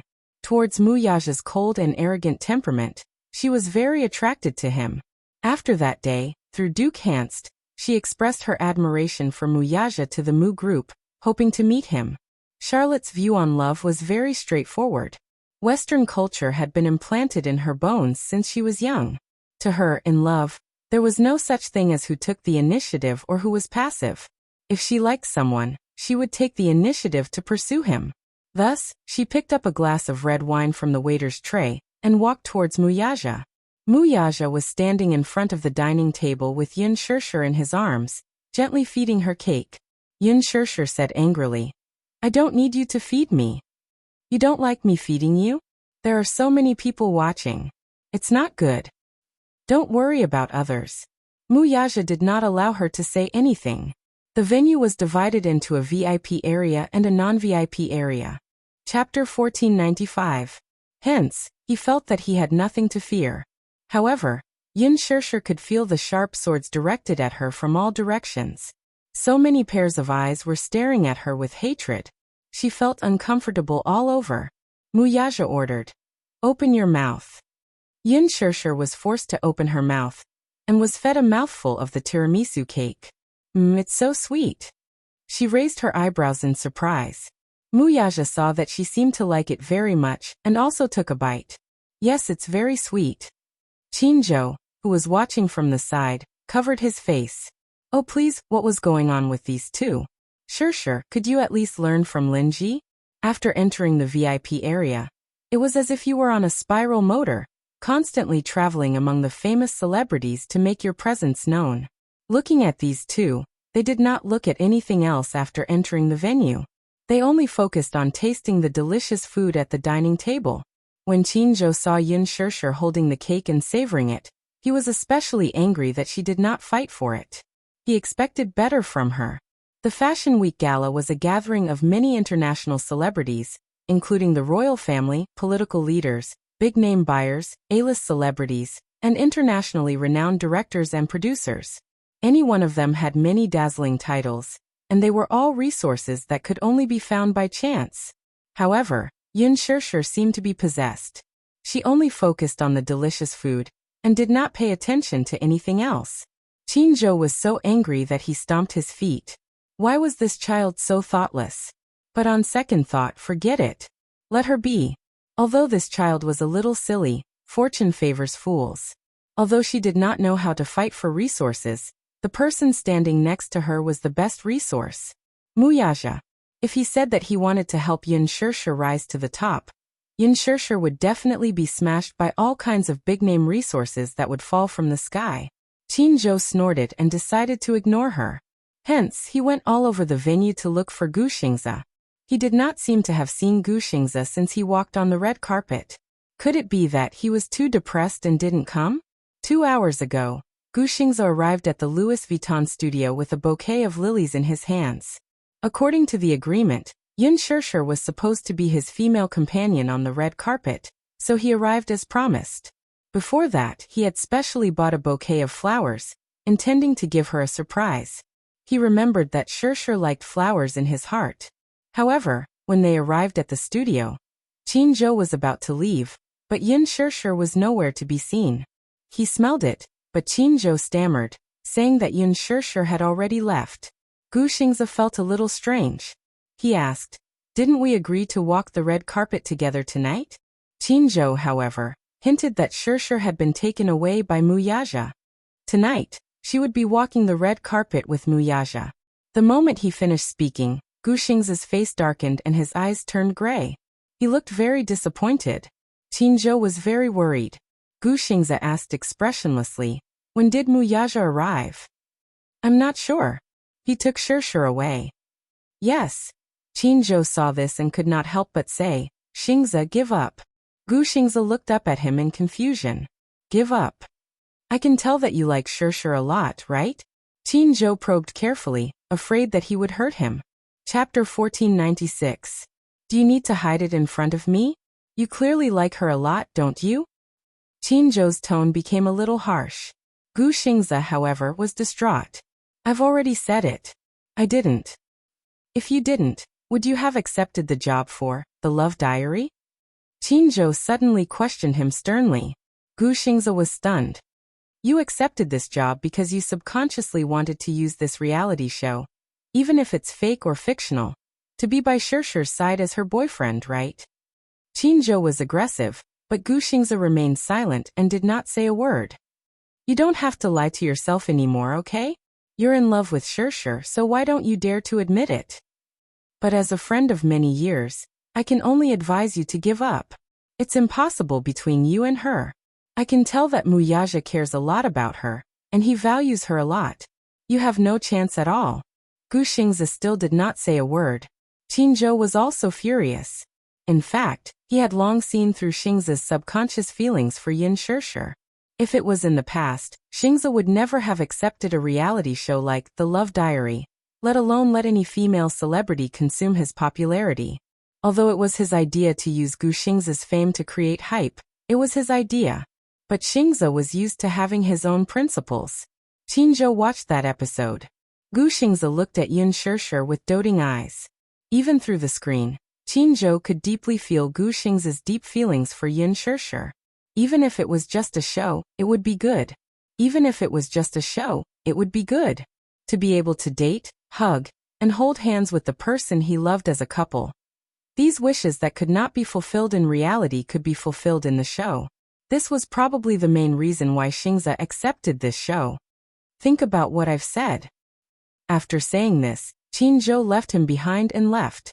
However, until now he still hadn't seen him. Could it be that this fellow didn't come? Qingzhou was slightly annoyed. He seemed to have been too harsh with his words earlier. He was worried that he might have hurt him. However, if he didn't say that, he might not be able to clearly understand how ridiculous he was. Shirshir clearly did not belong to him. This relationship couldn't be forced, so why did he have to be so stubborn? Thinking of this, Qingzhou left the venue and headed to the hotel where Gu Xingze was staying. Yin Shirshir stood in front of the dining table, and felt that the food on the table was so sumptuous and tempting that it was too much for her eyes to take in. This one was delicious, and that one looked delicious as well. Yin Shirshir was drooling. She had not eaten dinner. Now was the time of famine. Greedy little cat. Muyaja looked at her greedy appearance, and could not help but be cold. Seeing the cream on the corner of her mouth, he couldn't help but reach out to wipe it away. Miss Yin, please pay attention to your table manners. He teased her on purpose. Yin Shirshir snorted. What's there to be afraid of? As soon as she finished speaking, she suddenly caught a glimpse of a graceful figure walking in her direction from the corner of her eye. An elegant woman in a gorgeous gown was holding a wine glass in one hand and looking behind her. Her exquisitely made-up face seemed to be full of ambition. Yin Shirshir was stunned and focused on her. However, she saw that she had already walked in front of her and stopped in her tracks. You. Yin Shirshir frowned in surprise and confusion. Chapter 1497. Lowly commoner, move aside. Her arrogant behavior had undoubtedly infuriated Yin Shirshir. She asked in return, "Who are you? Do I know you? Who is this woman? Why is she so arrogant?" They walked in front of her for no reason, and one by one, they arrogantly asked her to make way for them. Muyaja heard the commotion and turned around. He caught a glimpse of a gorgeous figure from the corner of his eye. He was slightly stunned and instantly frowned. "What are you doing?" She walked to Yin Shirshir's side and protected her in her arms. She glared at Charlot with a dignified expression. When Charlot saw Muyaja, the arrogant expression on her face instantly faded, and was replaced by a light and charming smile. She went to his side and held his arm as if there was no one else around. She looked very intimate. "Arthur, I've finally caught you this time, haven't I? It's me, Charlot. We even danced together some time ago. Do you remember me?" Charlot said in fluent French. She smiled and rested her head on his shoulder intimately. Yin Shirshir was stunned. She was petrified and looked at the scene in front of her in disbelief. She looked up and glanced at Muyaja's gloomy face again. She finally understood what was going on. Her heart settled down. It turned out that another rotten peach blossom had appeared. She simply ignored it and left it to Muyaja to solve it himself. She turned around and continued to choose her favorite desserts. Muyaja could not help but feel frustrated. He wanted to push her away, but Charlot held on to him tightly and did not give him a chance to do so. It also seemed that she was doing this intentionally for Yin Shirshir to see. She wanted her to see how intimate she was with this man. However, when Charlot looked at Yin Shirshir smugly, She saw that she was holding the plate calmly and did not look over. She was calmly tasting the desserts. Charlot's face instantly darkened. This woman did not seem to care about her at all. Muyaja looked at her with a headache. This woman was the mess Mu Linfeng had thrown to him. Princess Charlotte was a member of Morocco's royal family. Princess Charlotte was the beloved daughter of Princess Caitlin of Morocco.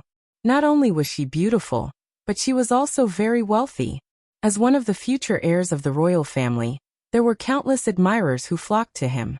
The Mu family had many dealings with the Morocco royal family, so Mu Linfeng had high hopes for Muyaja and hoped that he could marry Princess Charlotte. Naturally, Muyaja was well aware of his uncle's thoughts. That was the reason why he had asked him to leave the country. Muyaja was filled with jealousy and dissatisfaction when he arranged for the princess to be with him. If the Mu group could form a marriage alliance with the Morocco royal family, the benefits would be unimaginable. It would be a great help to the Mu group. However, Muyaja was especially disdainful of this. What he hated the most was using marriage as a bargaining chip between business and politics. Moreover, since he already had a woman in his heart, he would not spare another glance at other women. Charlot could not help but feel disappointed when she saw his cold expression. She raised her goblet and gestured to him. "Arthur, let's have a drink, shall we?" "Not interested." Muyaja's tone was still indifferent. He pushed her away expressionlessly, appearing especially cold. Chapter 1498. She had always been confident and arrogant. She had countless fans, and the number of people who adored her was as many as the carps in the river. But she was unable to attract this man's gaze. This was a huge blow to her. She didn't believe it. She didn't believe that she couldn't conquer this man. Charlotte appeared in front of her in a flash and pouted coquettishly. "Hey, what do you mean he's not interested? Make yourself clear." She questioned angrily. Yun Shirshir took a sip of the red wine and glanced at Charlotte, reminding her kindly. "What he means is that he's not interested in having a drink with you." When Muyaja heard this, he was stunned and looked at her in shock.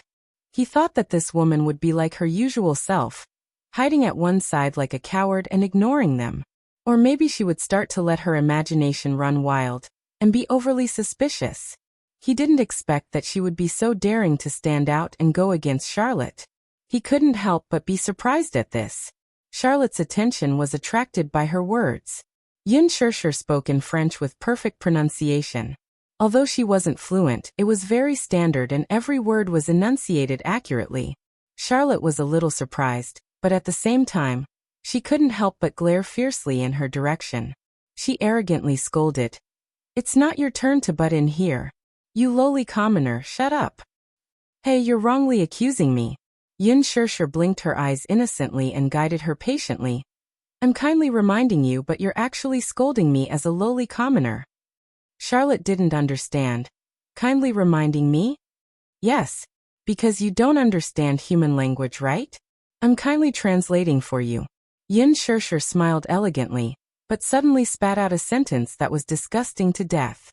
Charlotte immediately understood the mockery in her words, and was instantly angered to the point of suffering internal injuries. Even Muyaja couldn't help but curl the corners of his lips. This woman was too cute. She was usually docile and quiet, obedient and sweet. But once she revealed her edge, she was like a cat with sharp claws and teeth. She could actually smile and say such vicious words. It seemed that he had learned a lot from following Qin Zhou. Charlotte was furious. However, even if she was furious, she had to pay attention to her public image in a public place. She had no choice but to suppress the anger in her heart and try her best to maintain the noble and elegant expression on her face. She sneered disdainfully. "Shut up. You have no right to speak here. Get the hell away from him. You don't deserve to stand beside him. You're such an eyesore." Yun Shirshir, on the other hand, was neither shocked nor angry. With a light smile on her face, she said, "Your Highness, you seem to be mistaken about something. Would you please examine the situation you are in? This is Milan, Italy, not Monaco, okay? Now that we're in Italy, can you please put away that disgusting princess act?" Charlotte was rendered speechless. She could only stare at her with her thick eyeshadow, wishing she could kill her with her gaze. Yun Shirshir glanced at her and smiled. Don't stare at me with your dead fish eyes. Damn lowly commoner. You. Charlotte was at a loss for words. She was so angry that she clenched her fists. Her meticulously done nails were almost embedded in her palms. She glared at her fiercely. Okay, I won't play with you anymore. Chapter 1499. Charlotte was left standing at the same spot, glaring angrily at him. When they reached a corner, Muyaja could not help but tease her. Little thing, I didn't expect you to have such a fierce mouth. As he spoke, he reached out and lightly scratched the bridge of her nose. Who asked her to have such an arrogant attitude? Does she really think that I'm a pushover? Yin Shirshir curled her lips coquettishly, and there was a hint of playfulness in her eyes. Muyaja could not help but feel a little curious. How did you know her identity? He had never mentioned Charlotte's identity in front of her. Yin Shirshir looked up and glanced at him. Then she said, firstly, from the way she spoke, she was so arrogant. Her every movement had a strong aristocratic accent. It seems like she's either rich or noble.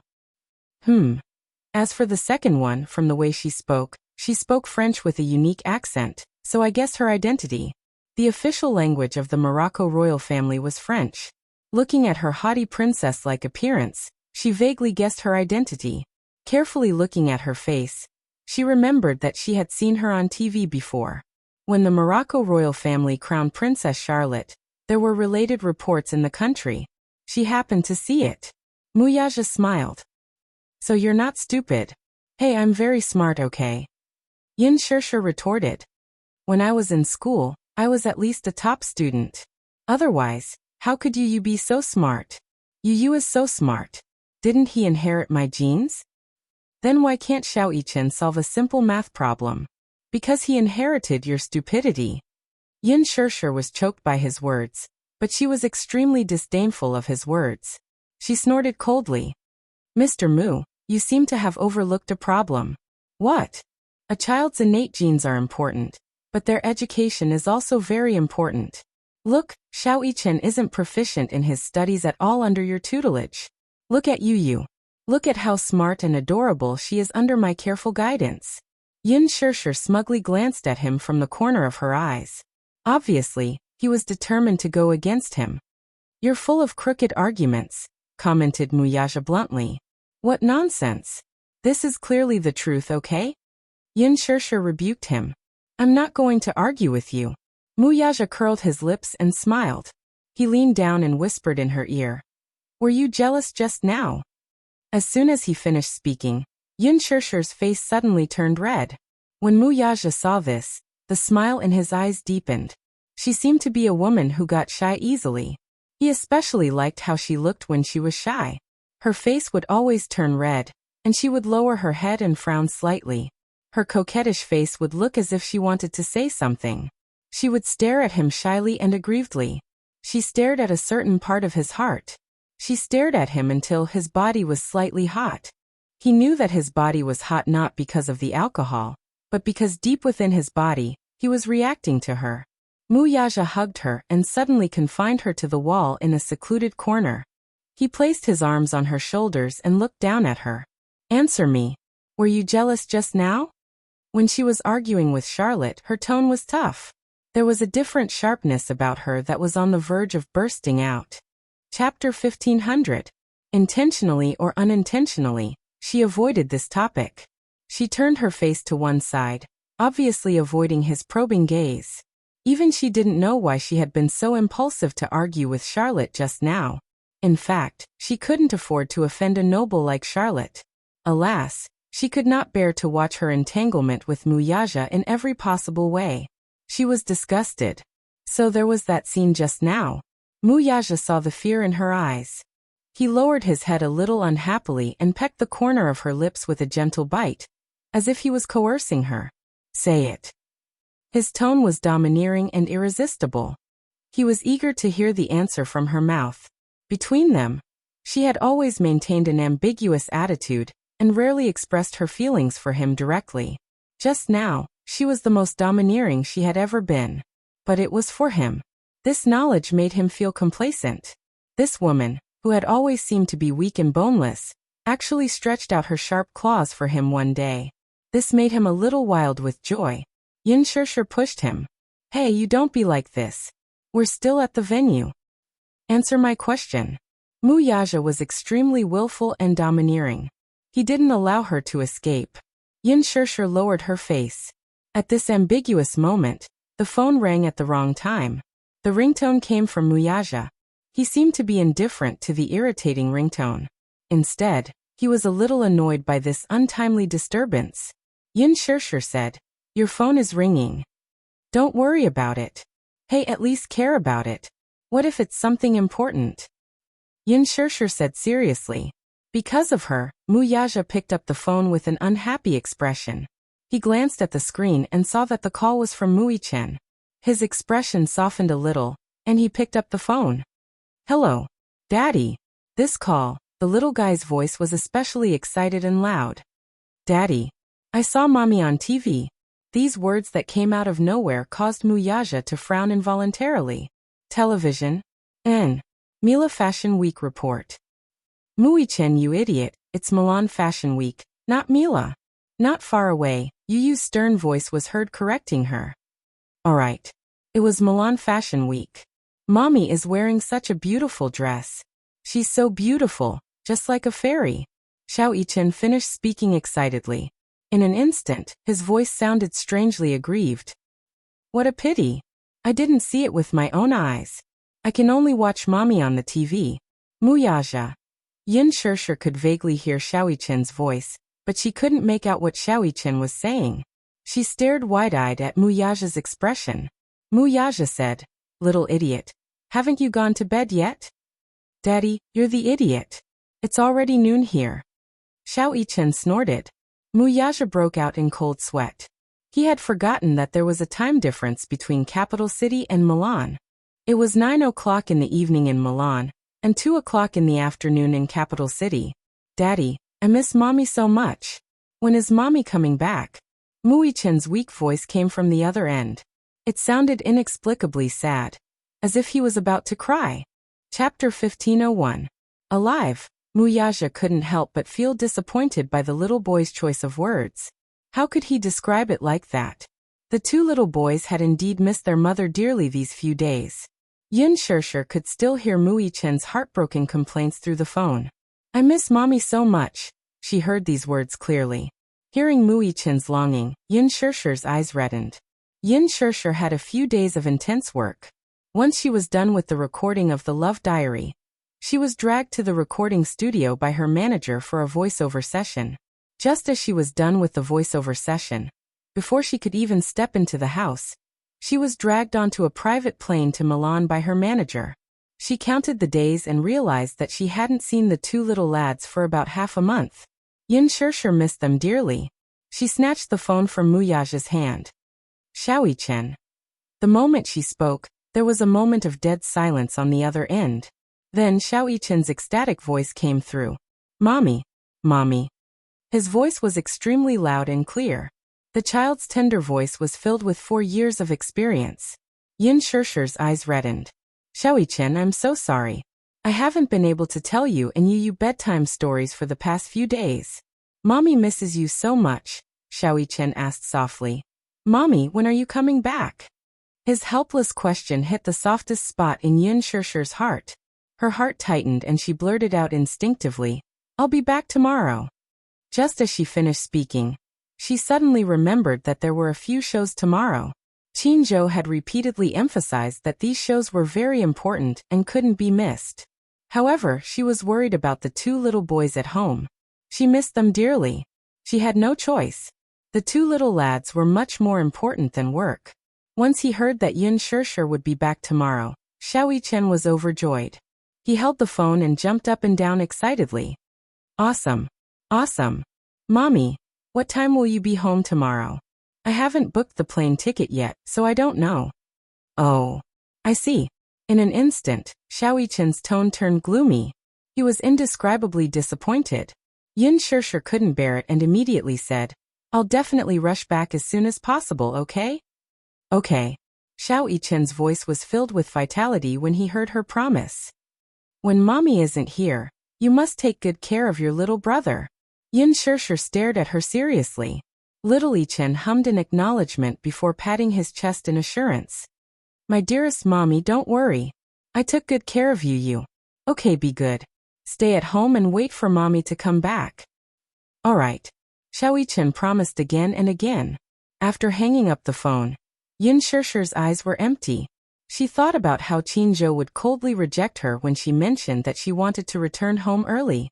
Just thinking about it gave her a headache. Is it too late to book the plane ticket now? There's no need to book the plane ticket. Yin Shishir looked at him in confusion. What do you mean? Muyaja said. I have a private jet. Yin Shishir was speechless. Muyaja said. We'll fly directly to the capital tomorrow. Yin Shishir suddenly blurted out a very popular teasing phrase on the internet. Tycoon, do you lack accessories on your thigh? Muyaja smiled evilly. He grabbed her chin and kissed her flirtatiously. No, I need someone to warm my bed. Yin Shishir was speechless.